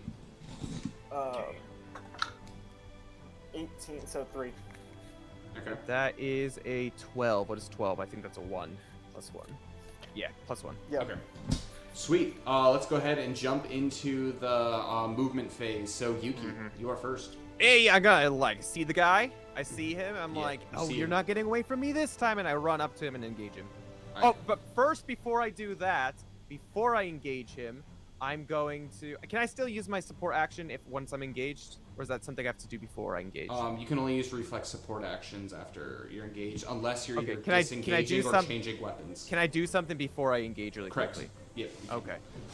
So Basically, the before- most efficient way to use your movement phase is if you're able at the end of your movement to engage, and you want to use everything before you engage. Yeah. Okay, good to know. I can't heal. Is there anything? What gets rid of SAS conditions? Is there any like remedies. potions or anything? Remedies. I don't think I have any of those equipped in my belt. Probably not. Yeah. No, I have potions and elixirs. Can't use those. Well, I'll save it. I'll save it because I'll pierce him if I Okay. can. So yeah, I'll run up to him and I'll Alright. engage him. Yep, that's it. Sweet. So you successfully go ahead and do that. Next is going to be Grandel. He's going to first, with his first support action, attempt to disengage. All right, what do I roll against? Fail.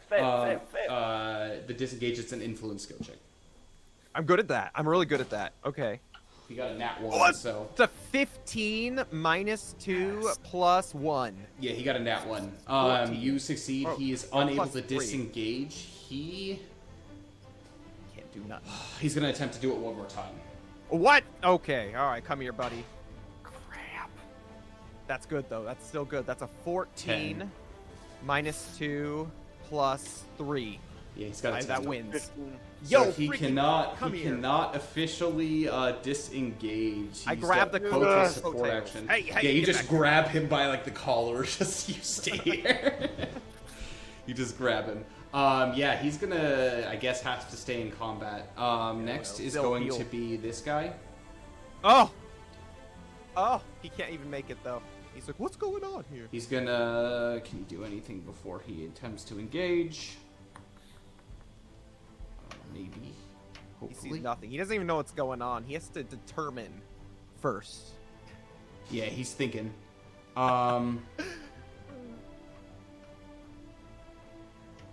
Not that it looks like anything. It's just blood everywhere anyways, so... So he's gonna just go ahead and engage Yuki in Nice. combat. Nice. Awesome. I'm good. Don't worry, Zill.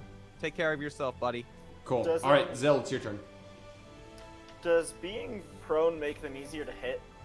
Melee wise, yes. Okay. I'm gonna run up and engage. Well, first I'm gonna drink a potent health Yes, potion. please. Please. A potent. How much? Yeah. Potent is... Potent is 100, I think. Yeah, it's 100. Great. freaking I needed thick. that. Hey, now you can take all the people, and then I'll just Yes. chill here, not being able to heal with my poison. Awful. So yes, I'm gonna run up, engage him. Grandel or the butcher, or not? Grandel. Yeah, the butcher. Okay. I mean, So you kind make of your way. butcher. You make your way over to Grandel, and you go ahead and combat challenge him. Do I want to weapon flex? So you got to do that before you combat challenge. So That's fine. It's all good. Oh, We're good. I don't We're wanna- fine. We're fine. okay, I sweet. don't want to. We are now into the combat phase, which we Yuki's go ahead pissed. and start with Yuki. Yuki is just licking her lips at Let's see if this, you and can like- one shot, basically burst him, damage him down. We'll see. We'll see. Luckily, she's still dancing, so that's good. Just flash dancing at this point, you know. Flash damage. That will be 14 to hit on the first one. 14 hits. Good. That is 9 plus 8. What is that? 15? Is that 15? No, 17. 17. And then 17 slashing and 5 earth. Her second hit with her dual wielding is going to be a 13 plus 7, 20 to hit. 20 hits. Yeah. That's 8 plus 6. What is that? 14 Mm-hmm. cutting. And that's 3 earth damage. Okay. And then she's gonna go for her second round of attacks. And she's As you do that, he looks at you. And the earth damage, as it cuts through him, he falls to the ground dead. he's so weak. Okay, Yeah. can I He's- get the other guy then? He's supposed to. I'll explain him a little bit later, but yeah, you can go ahead and make attacks against the other guy. All right. Well, did he slink away or is he just We got. there? We got. He's dead on the ground. Oh, okay. I might loot him, but the overlay got moved. Yes. The A little what? bit. The overlay itself got Oh moved. snap! Yeah. It's fine. I'm gonna attack the other guy as you fix that. Bam!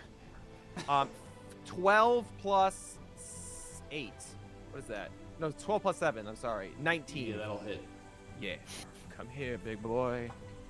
God, Yuki just wrecking everybody. Yeah, dear lord, she's pissed. She's poisoned. So that's 4 plus 8. 12 cutting for the first one. Okay. And that's 5 earth. And then her next attack with her offhand will be 11 to hit. 11 hits. And that will be 3 plus 6, 9 cutting, and 4 earth. So 9 Okay. cutting and 4 earth. And that's all she can do. She's just smiling at the dude. Bring it, blood boy. Bring it. Yeah, he. Oh, wait. No, not wait. Not wait. He's probably not dead. It took like 2 full rounds to kill each of the other ones, so. 2 full rounds. Not Actually, 2 I full think rounds. you killed 2 of them in 1 round. Oh, yeah, that's You right. I did. did. Sweet. This All guy's right. gonna go ahead and Yeah. attempt an attack at you. Yeah. Make a fortitude survival check, Yuki. Okay. That would be 7 plus 5. What's that? 7, 8, 9, 10, 11, 12. You go ahead and take 3 points of cutting damage. Nice, I love it. Yeah, 3 points of cutting damage. Consolation prize right there. I love it. Let me see if he can do anything else. Just a flesh wound. He's It's all just good. shaking in his boots. That was such a bad roll. Oh no. Guaranteed damage, but not a lot of guaranteed damage. Can he do anything else? That seems really weak. These guys look so intimidating with their big muscles. I should have just gone for a normal attack. Sometimes it be that way. It's fine. It's fine. He can't do anything. So we're at the end of the turn. Okay, so we're gonna be rolling Can I push him? positioning checks. Yeah. So Yuki and the Butcher. That would be 13. He got a 17. So he's Yo! Yeah, he's pissed. guy. He's gonna push you back into this empty Alright. space here. Into the pile. Yeah, that's all I that. roll for my poison and my focus. Yep. Focus first. Poison. Focus first. That's 13 minus 2 plus you're good. 3. You're good. Okay. Second is 12 minus 2 plus 3. 13 for the poison. 13. You still are poisoned. Oh, the heck. We are at the top of the next round. Alright, freaking roll that. Yeah, go ahead and roll initiative. 19! Apparently 10. I can roll trash or Get him, amazing. Zill. Get him, Zill. Get a kill. I got 10 on mine. Alright. God, what is my rolls today? Why was that guy so weak? He was so weak. He's I was supposed to be a boss for a level 1 or 2 party. Oh. Like these other guys. These other guys are supposed to kind of be threatening, but They were kind of. That 3 damage cut was pretty not good. when Yuki is in the house. Corey in the house. What did you get, Yuki? 10. Alright. Zill, 19. 19. Let's go. Get him, Zill. Alright. Go get him. And I just The, tap him. the butcher has literally rolled the same thing 3 initiatives in a row. Literally the exact same initiative. It's like Ooh, boy. Fuxalia 2 sessions ago. Alright, Listen, Zill. That's just D&D saying no. Rerolling initiative is stupid. Yeah. Zill. I'm gonna run up to him and engage him. And, yeah, leave room for Yuki to get in there as well. Alright. I'm sure you can take him. He's Oh, probably do on we need death's to roll door. enmity? Yeah. Oh, yeah. Thanks for keeping me honest. I got 3. Alright. I rolled a 21. Wait, what do we roll for that one? Just the roll. 10. it's just a What is that? A D16. 0? That's a 0. Alright. It's a 0 for Yuki. I got 3. Alright. That's good. You guys aren't rolling in the negatives. Alright, Zill. I literally cannot. That's good. That's good. Zill, what are you doing? I'm running up to him and engaging him. Okay. You do so. Anything else? All right, Yuki. Yuki runs up to him and engages him too. But she's gonna speak to this guy. Okay. She's gonna like sneer at him. What is your problem? What is going on here? I like how during this entire thing you're just like keeping up, like you're part of Sinzirak's group. It's not like surprise. Yeah.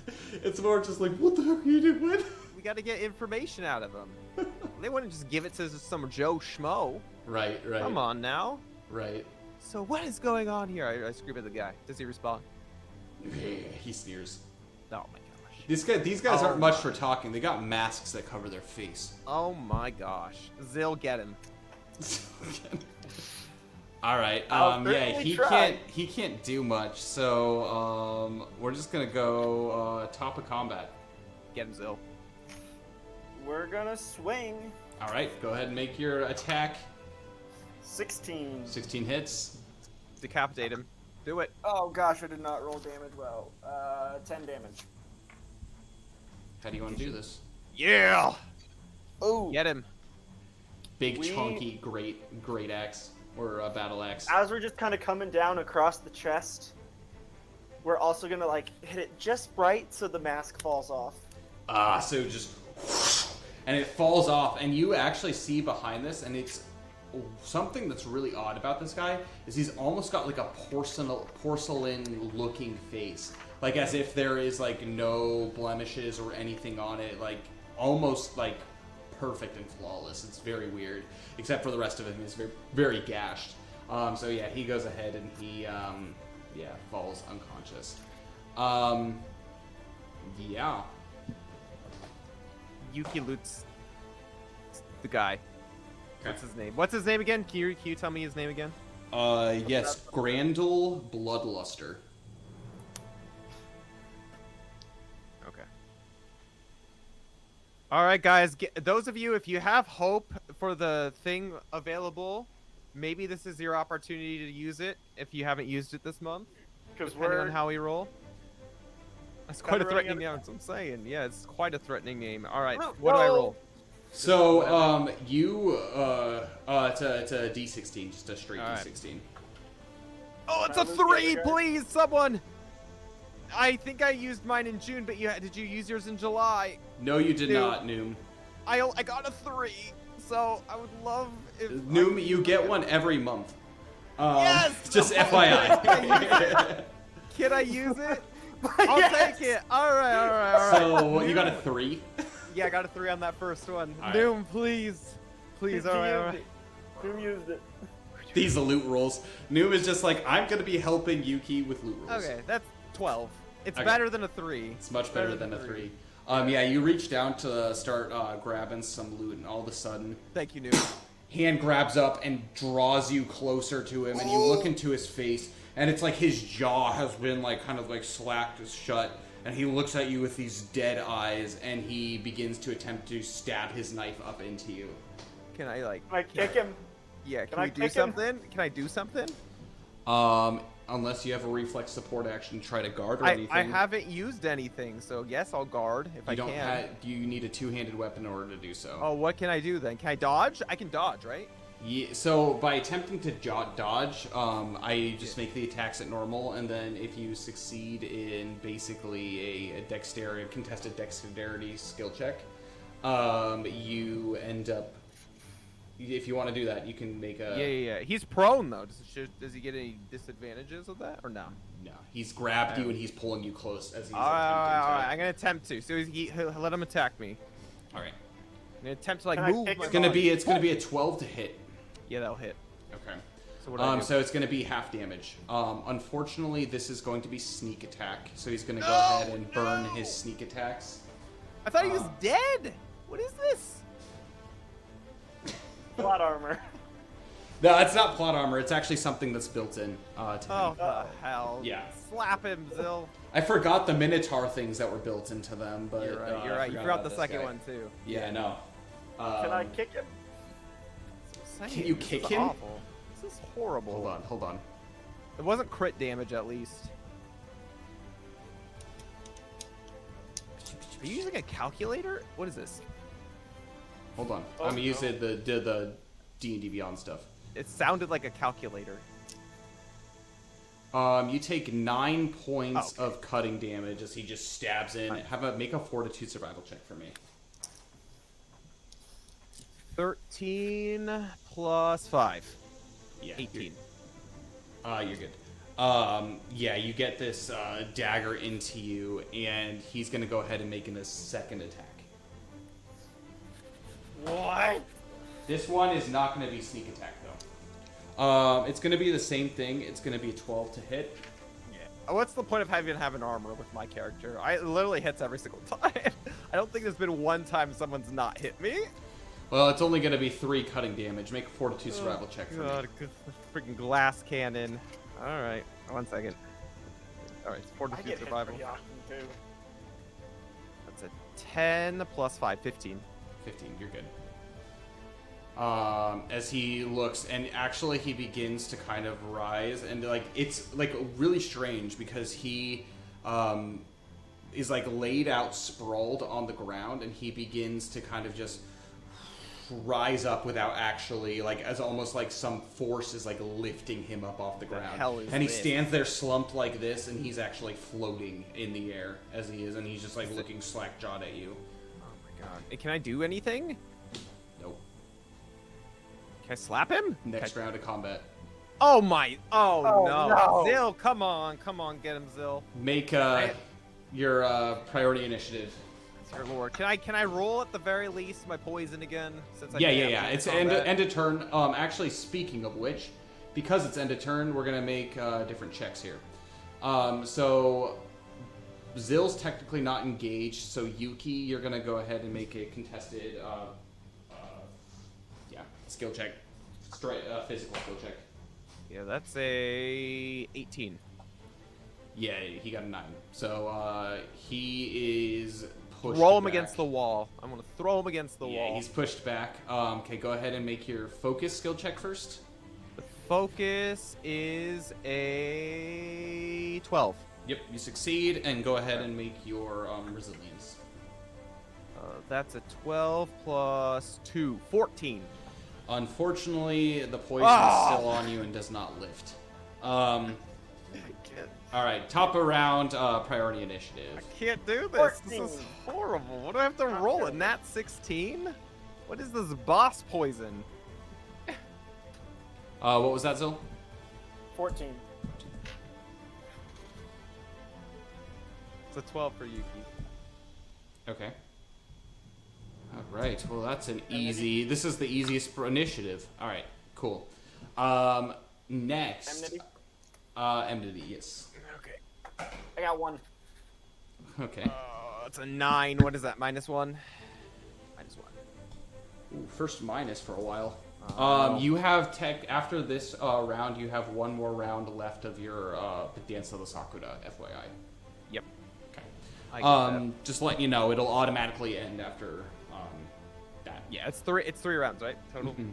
He's gonna go ahead and attempt to make his way back into the No, he's shadows, and he is going to immediately hide. Why? Does he get that freaking skill back? Because, like, he's a wraith or whatever the heck he is?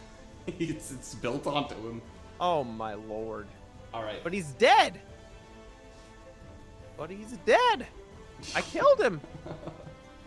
We need Luxalia to exorcise him. Zil. I don't know.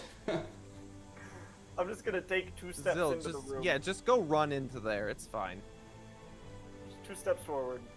Sure, why not? 2 steps back. And then I just call out in void speech, "Get back here, you coward!" Nice, Zill. I like it. I like it. Some of the flavor. The Flavor. fever of the flavor of Pringles. While also kind of freaking myself out. I'm still freaked out that I'm speaking in void speech. It's okay. All right, Yuki. Yuki is just frustrated with this whole endeavor, so she actually pulls out her harp, and starts to play the song that does the orbs. Okay. What's that in? the rhythmic lights, so we Okay. can light up this situation. Yeah, the rhythmic lights begin to go, and immediately My dance stops. your dance Right. stops. Yep. You're so And far away. Grand Duel is revealed to be up here. All right, can I go and engage him? You can. I'm gonna do that. You're gonna have to drop your rhythmic lights in order to attack him. Well, that's You fine. ha- But you my have to rhythmic lights, if he's in my vicinity, then he'll actually take damage from my rhythmic lights. Only if so. he attacks you. All right, well that's fine. I'm engaging him still, Cool. so he's lit up. So you won't be able to make attacks to him. That's fine. Okay. Well, I might be if I drop the rhythmic lights and stab him, right? True, but it will be. I guess it doesn't matter. You've already revealed him, so you could drop the rhythmic lights, and you know he's here. So. Yeah. The, And if the he orbs attacks vanish. me, Orbs me, vanish after you stop playing. yeah, that's fine. I'm still playing. Okay, so Yeah, you're I'm not still- unable to make weapon attacks during the attack round. You Okay, have that's to continue. That's fine. That's fine. That's fine. I don't want him revealed, so at the very least, Zil can chase him around. Well, so I don't want to like not give you the opportunity. You've already revealed him. So if you drop the rhythmic lights, you he won't can disappear? still make attacks because you've revealed him. Oh, okay. I'll do Does that. that make then. sense? Yeah, I'll do that then. Okay, so you drop your rhythmic lights, you pull out your Perfect. swords. If I drop them, does it explode? No, they do not explode. Only if you get attacked. Okay, yeah, okay. I see that. Okay, sounds Mhm. good. All right, cool. That's what I'm gonna do. All right, you reveal him, you engage him in combat.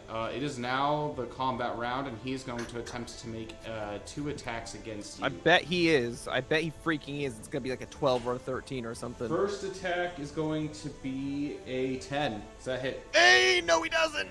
Second attack is going to be much higher than that. Yeah, it's gonna hit. 20. Fortunately, his dagger doesn't do a lot. Make a fortitude survival check for me. That doesn't hit. 15 minus or 15 plus 5, 20. Okay, So you no. take 7 points of cutting damage as he stabs you. It's just the freaking worst. I'm fine. I'm All right. okay. Zill, What's the rules if Yuki's in the way? you for have to throwing? roll an in the way check, which essentially what that is you roll a d8 before you roll your hit check. If you roll a 1 through 4, you hit Yuki, or you have to make your attack against Yuki, and if you make a 5 through 8, then you make it through, and then you can roll your attack against. I'm just gonna chill. Okay. Great. Yuki, it's your turn. Yeah, she's gonna stab him. Okay. She's pissed. She's just so fed up with this. She's just like, what is this? What's going on? All right, that's a 14 to hit. 14 hits. All right. So that will be 16 cutting. Okay. And it's just Please straight cutting because just then she's not dancing die. anymore. Mm-hmm. And then the second hit, using her last point of stamina, Zil. Zill. This means I'm gonna have to bide next turn. So please have a good thing. That first hit that you have, Yeah. so the first thing that you slice, his body just like goes limp with it, and it almost looks like the attack has made 0 damage. It did not damage him at all. It just flopped against his flopping body. Did he like cut off his arm or something at least? Nope. It literally There's something otherworldly that is keeping him like together. Zil, do you have anything for this? I relay that No. information, and I just see My this. sword's not working. Somebody help! I just see this and I just go like, what's going on here? And I I try have to, an I axe. guess I try to decipher like what's going on. I'm very confused. Make Like, a knowledge skill check with struggle. 'cause of I'm your not used to weirdness. This is awful. Why are you so frustrated? Because I killed him, and he's flopping around and stabbing me still. That's a 13. A 13. You decipher.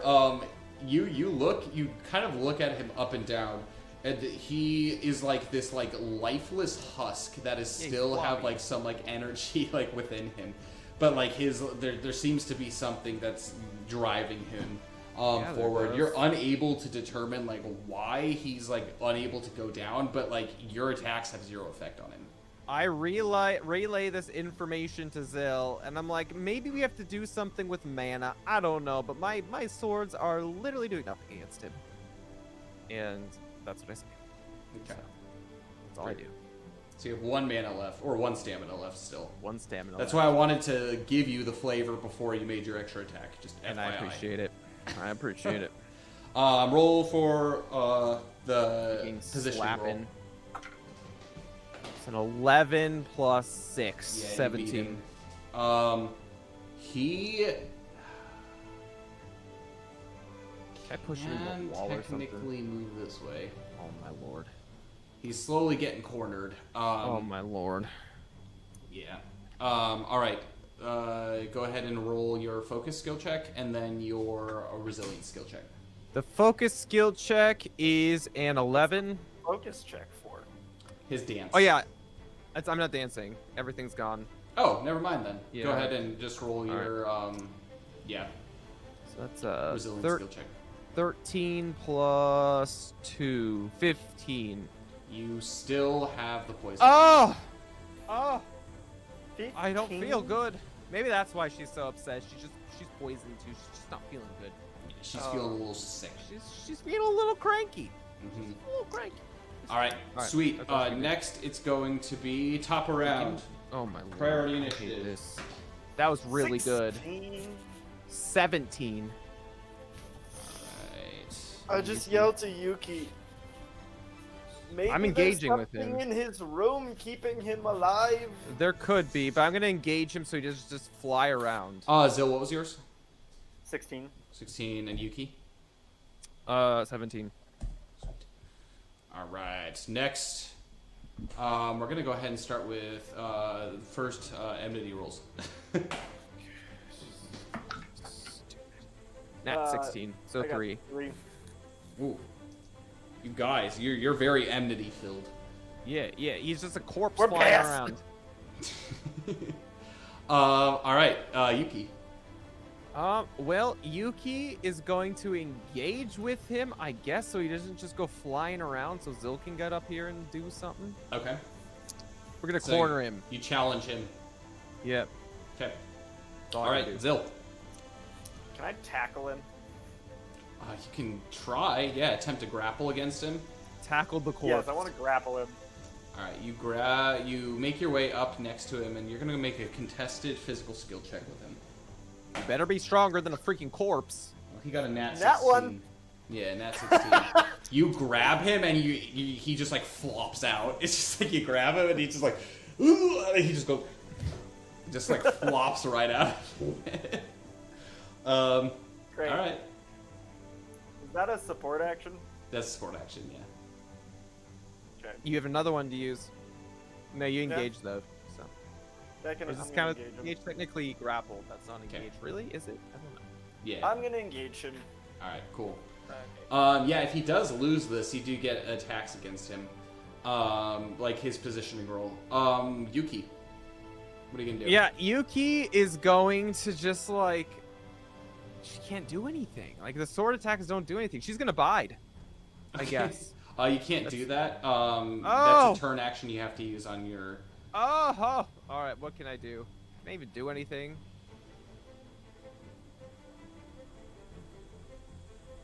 I can't do anything. Can I punch him? No, that uses stamina to punch. I don't have that. Never mind. I'm just gonna stand there, not waste my stamina. Just stand there and engage him. Okay. Stare at him. All right. Moving on to Zil. What are you gonna do, Zil? I don't know. You can attempt to whack him with your axe, I guess. Chop him in half. We know that doesn't work. Well, maybe just my swords don't work. Do you have anything elemental? I don't. Nope. We don't have Luxalia here. This is a problem. Question. Zil, how much HP do you have left? 138. All right, Yuki, how much HP do you have left? 31. Okay. And I can't heal.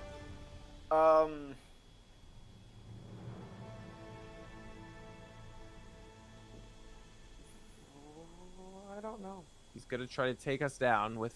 Is there any way to try to figure out what's keeping him alive? It's gonna be difficult while you're engaged in combat. Great.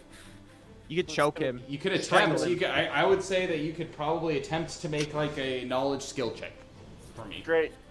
Okay, go ahead and make a knowledge Oh, my skill dice check. went off my table.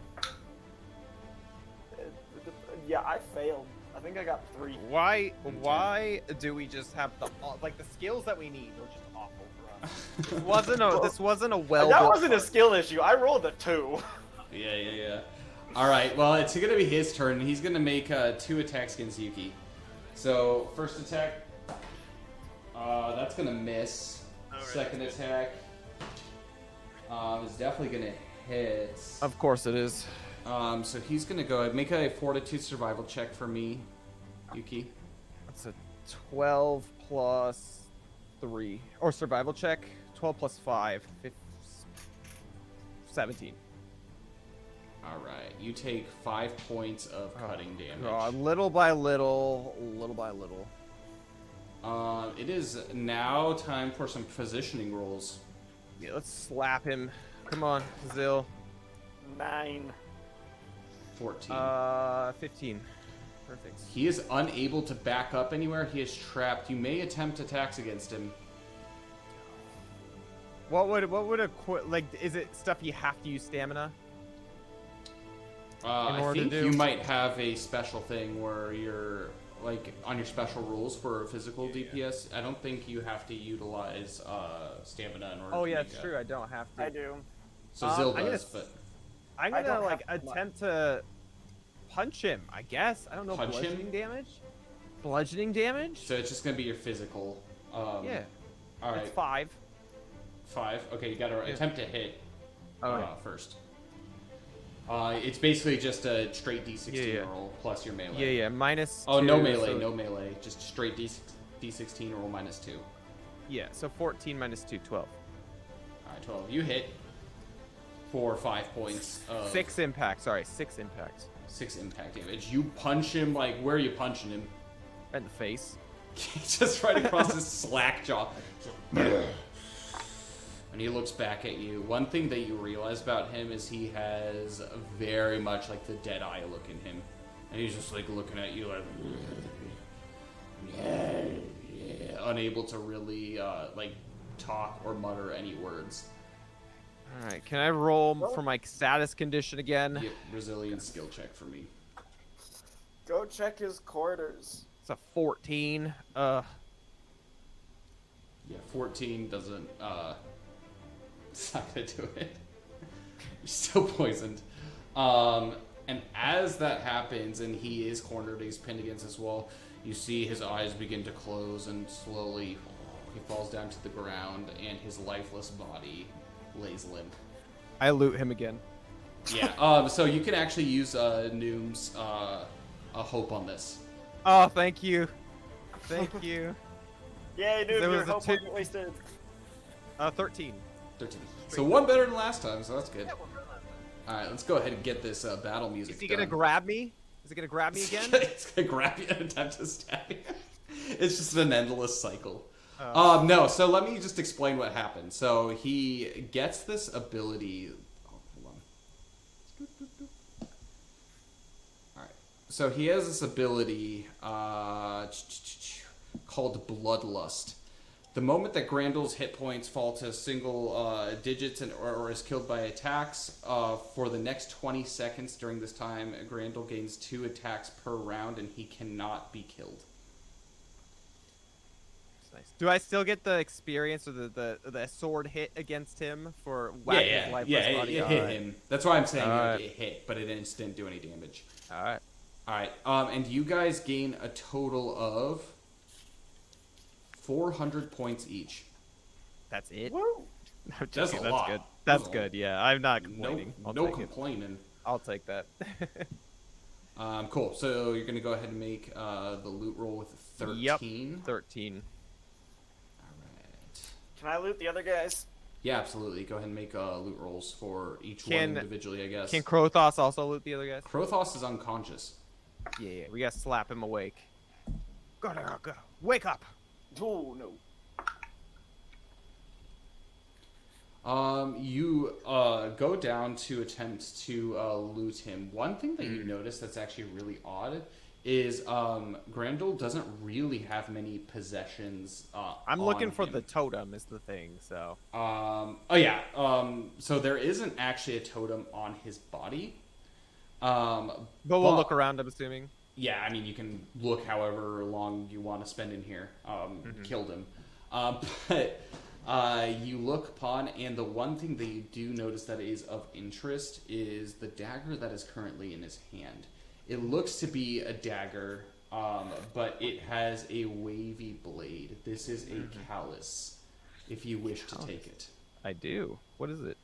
All right. You go ahead and you grab it. It is a dagger. It is a +2 dagger.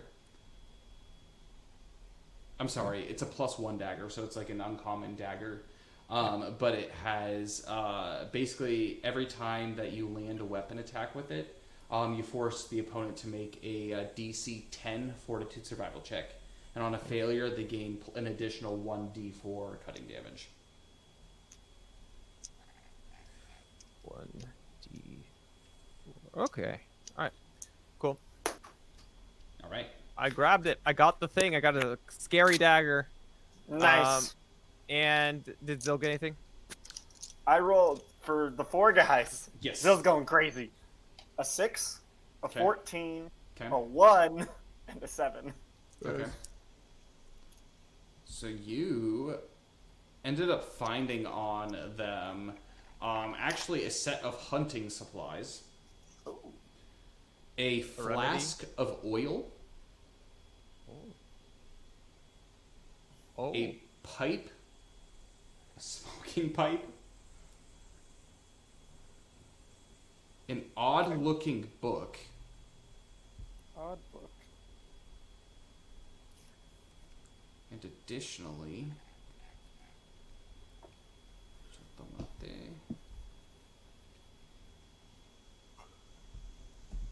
you were able to find on their persons 1 iron dagger.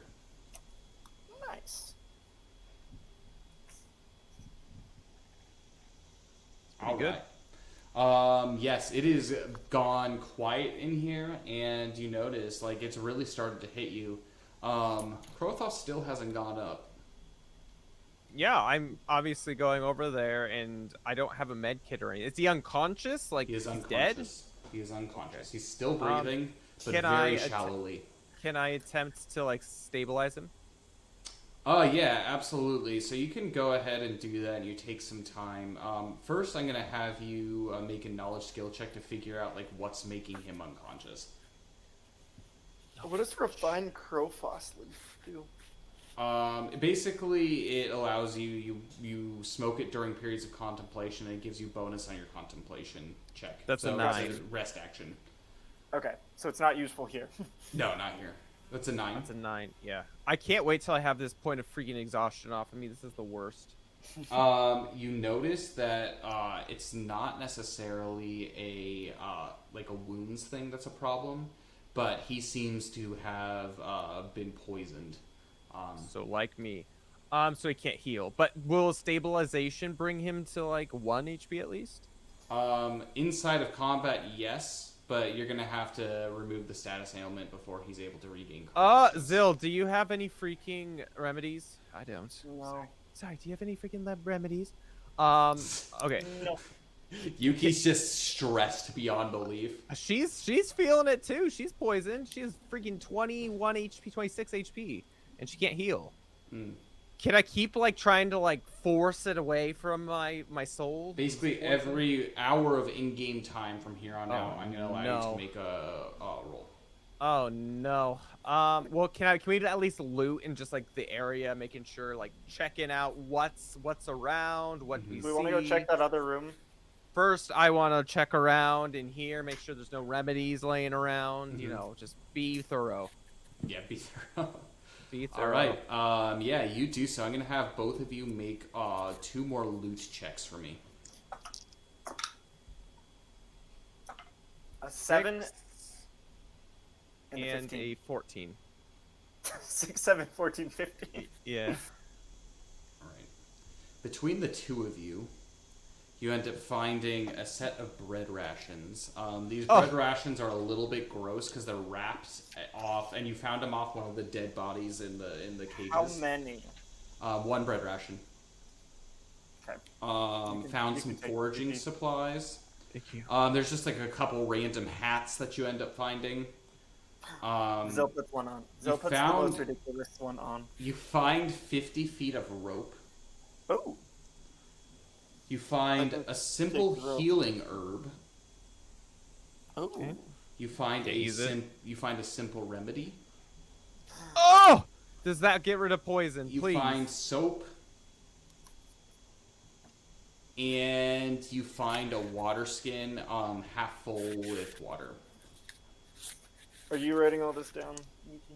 I'm sorry. Simple remedy, simple healing herb. What was after that? Soap and water skin. All right. I'm taking the simple healing herb. That heals poison, right? I don't think it does actually.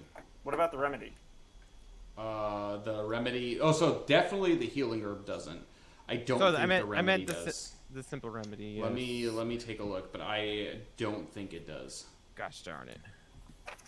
So, oh gosh, I'm messing things up. Great. So the remedy itself, there's different levels of it. Poison's considered a tier 3 stat ailment. So you have to roll a 16 or higher in order to get rid of it on a resilience check. And again, you have to repeat those checks. So you're going to need a potent healing herb or some kind of art that restores. I can't heal, and I'm at 20 freaking 9 HP. I'm not going to be able to do this. I'm going to die. I'm going to freaking die. Luke Salia probably has something that can save you. We'll have to talk to her before next week at some point in 2 weeks. It's the worst. 3, 4, 7, 10. I could just sit in here for hours and just attempt. Yeah. 1 second, guys. We don't have that time. Yeah, that's nice. All right. We didn't find the statue or anything in here. You did not find the statue in here. Okay. Did I notice anything from like the cages in the back, like towards the back and stuff? The bread rations were basically what you found back. Well, I'm not necessarily also looking for things, but I'm looking to see like what's going on here. Is it just what it looks like? Yeah, it seems to be some kind of mad torture room. Did those porcelain men come from those rooms? You look in, and pretty much all of them have dead bodies laying there, and they seem to be flayed in all kinds of different fashions. You can tell that like this guy gets his kicks from messing with dead bodies and people and torture and that kind of stuff. Yeah, he's a messed up man. Okay. So what are we gonna have to do to Krothos to stabilize him at this point? So you're gonna have to remove poison from him. What level? Just the 3rd level, like mine? Yep. So will he die if he continues to maintain in that state? Not necessarily, but he is unconscious, so you're not going to be able to move him around. I know. I mean, you can. I guess you could drag him. No, we're not gonna. We're probably just gonna store him and come back for him later, if that's the case. Are we just deserting Krothos? We have to. No one can move him. I mean, you can. You can like take him around. I'm not gonna freaking drag him through this place. I mean, the guy's dead. The main baddie's dead in here, so we just might as well leave him. You know? Okay, let's check the other room. Yeah. Let's go. All right, you guys make your way over to the other side. Again, this door is open, and there are, well, I guess all the torches are out at this point because of the combat. And you find yourself in a relatively fanciful room, completely decorated with like really fancy new upholstered furniture and like all kinds of stuff. It looks like there's like really like fine food that's like sitting on the table, some really nice alcohols as well. There's a fireplace in the corner that has like a bear head over the top of it. You can tell this room from the other room are night and day difference. Like this looks super comfortable, as if like some kind of noble lives here. Really fancy, really ornate, lots of nice art on the walls, that kind of stuff. There's not even a speck of blood anywhere here. and down at the, I guess technically the east end, there is a closed door. Zil, do you want to take the lead on that, buddy? Sure. I'll open the door. Well, with the key. I Was hand him the key. Yeah, I hand him the key. You reach open and you see that the door itself doesn't look very like impressive. It's just kind of like a plain wood door. It does have a lock on it. Do you want to attempt to open it or attempt to unlock it first? Unlock it. Okay. So you attempt to unlock it and you stick the key in. Key does not fit into this lock. I attempt to open it.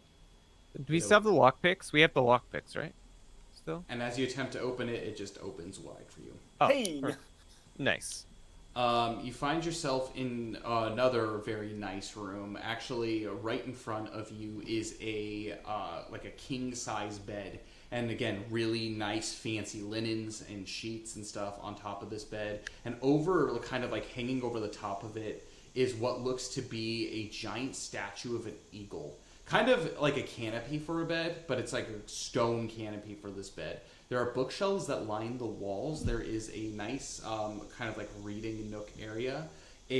What looks to be some kind of journal laying open on a desk.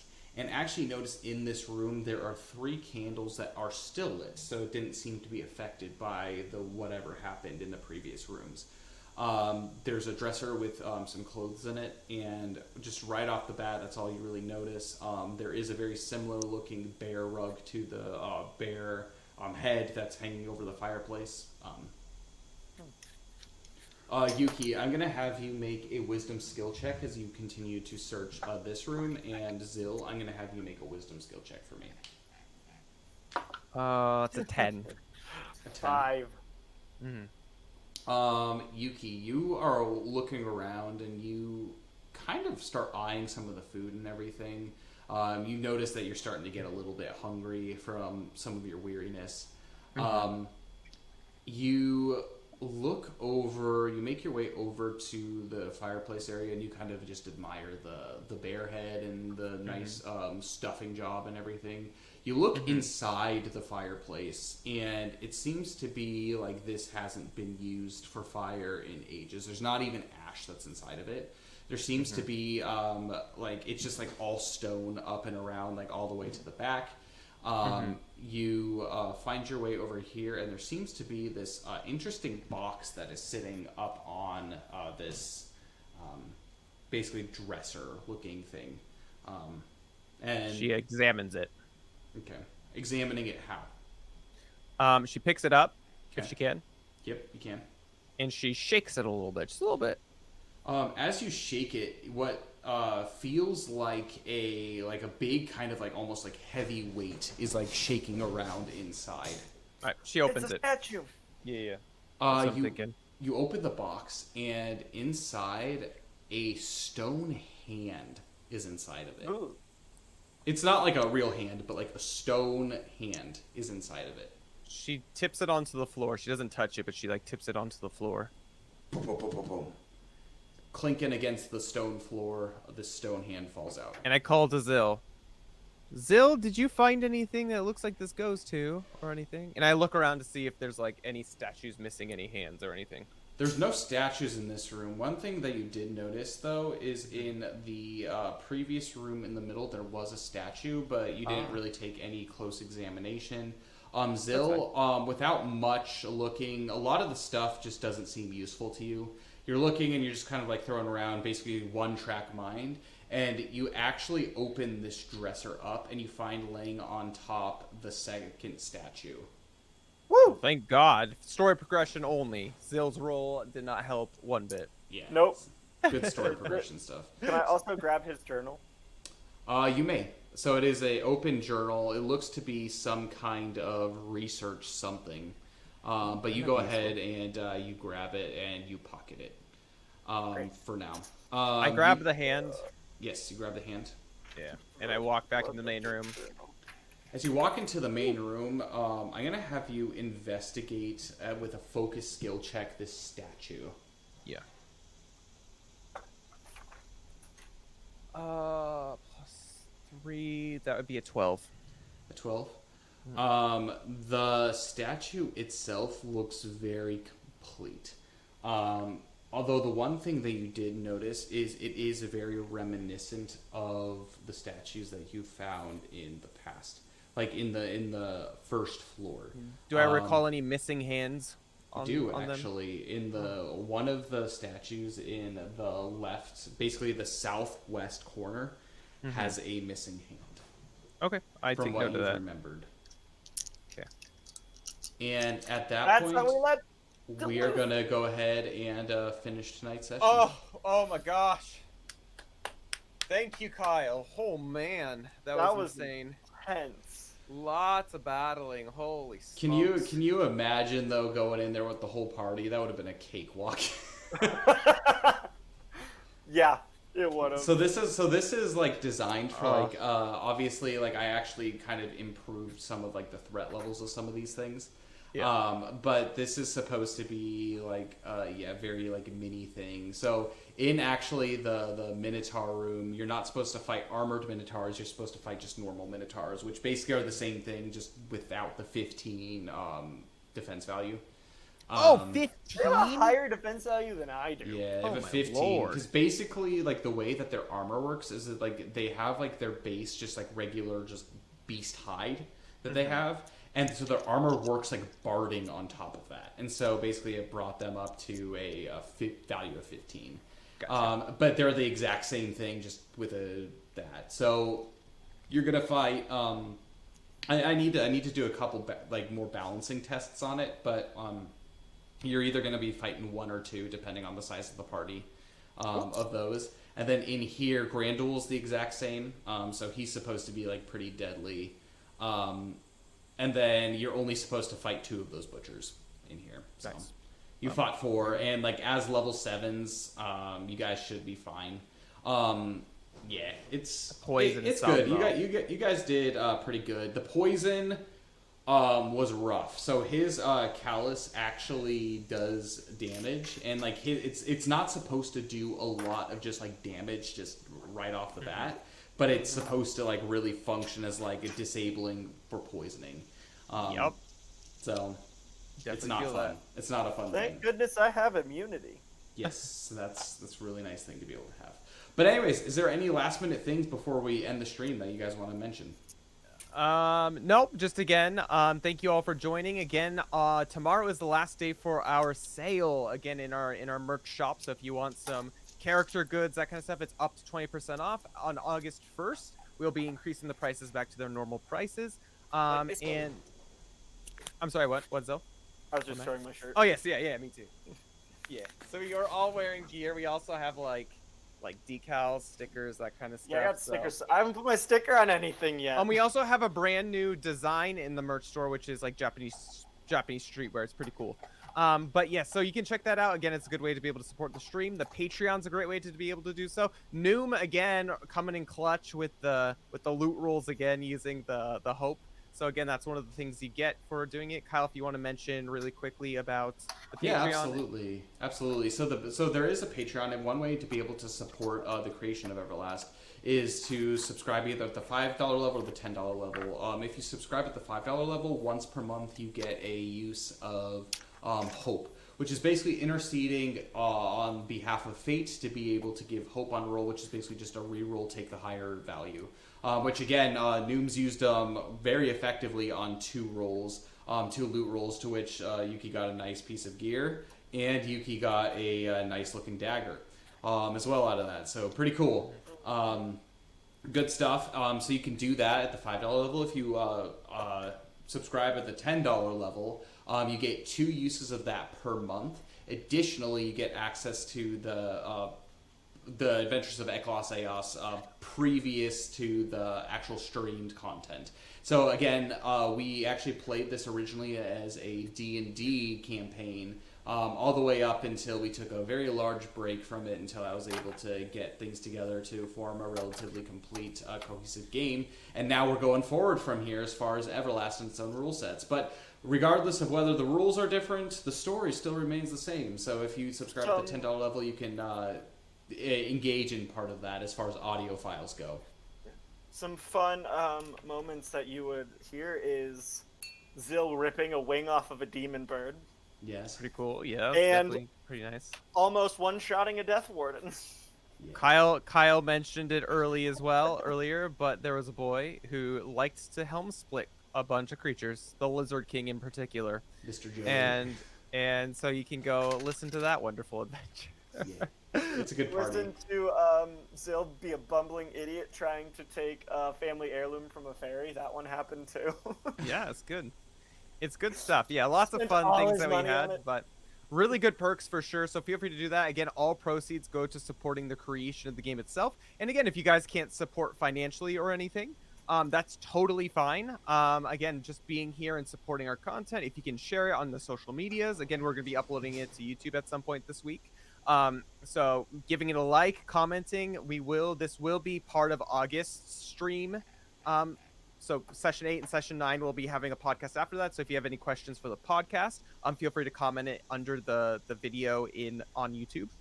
And other than that, I don't think anything. August, we're actually making some pretty big initiatives for Fantasy Forge Studios as well. So stay tuned for that. I won't talk about them too much right now, but stay tuned on Tuesday for our Fire Emblem 3 Houses stream, where I'll definitely talk a lot more about it, and I'll post in the Discord about it. And here's another link to the Discord if you haven't joined. But yes, there's lots of really fun things coming up. We're going to be having a fun initiative. That'll be a year-long initiative, so stay tuned for details about that. So that's Awesome. about it. So thank you all for joining us. This was a really fun session, a lot going on. Hopefully next time when we come back, we can have more of the players and see what's going on with Luxalia and Belbin and Thordane on their neck of the woods. Obviously, this all happened with... don't fret, things are still going to be happening with Zill and Yuki, but you will also be able to get kind of the split stuff that's happening with Luxalia and Belbin and Thordane. So until next time, may Alamnia guide you, and God bless each of you.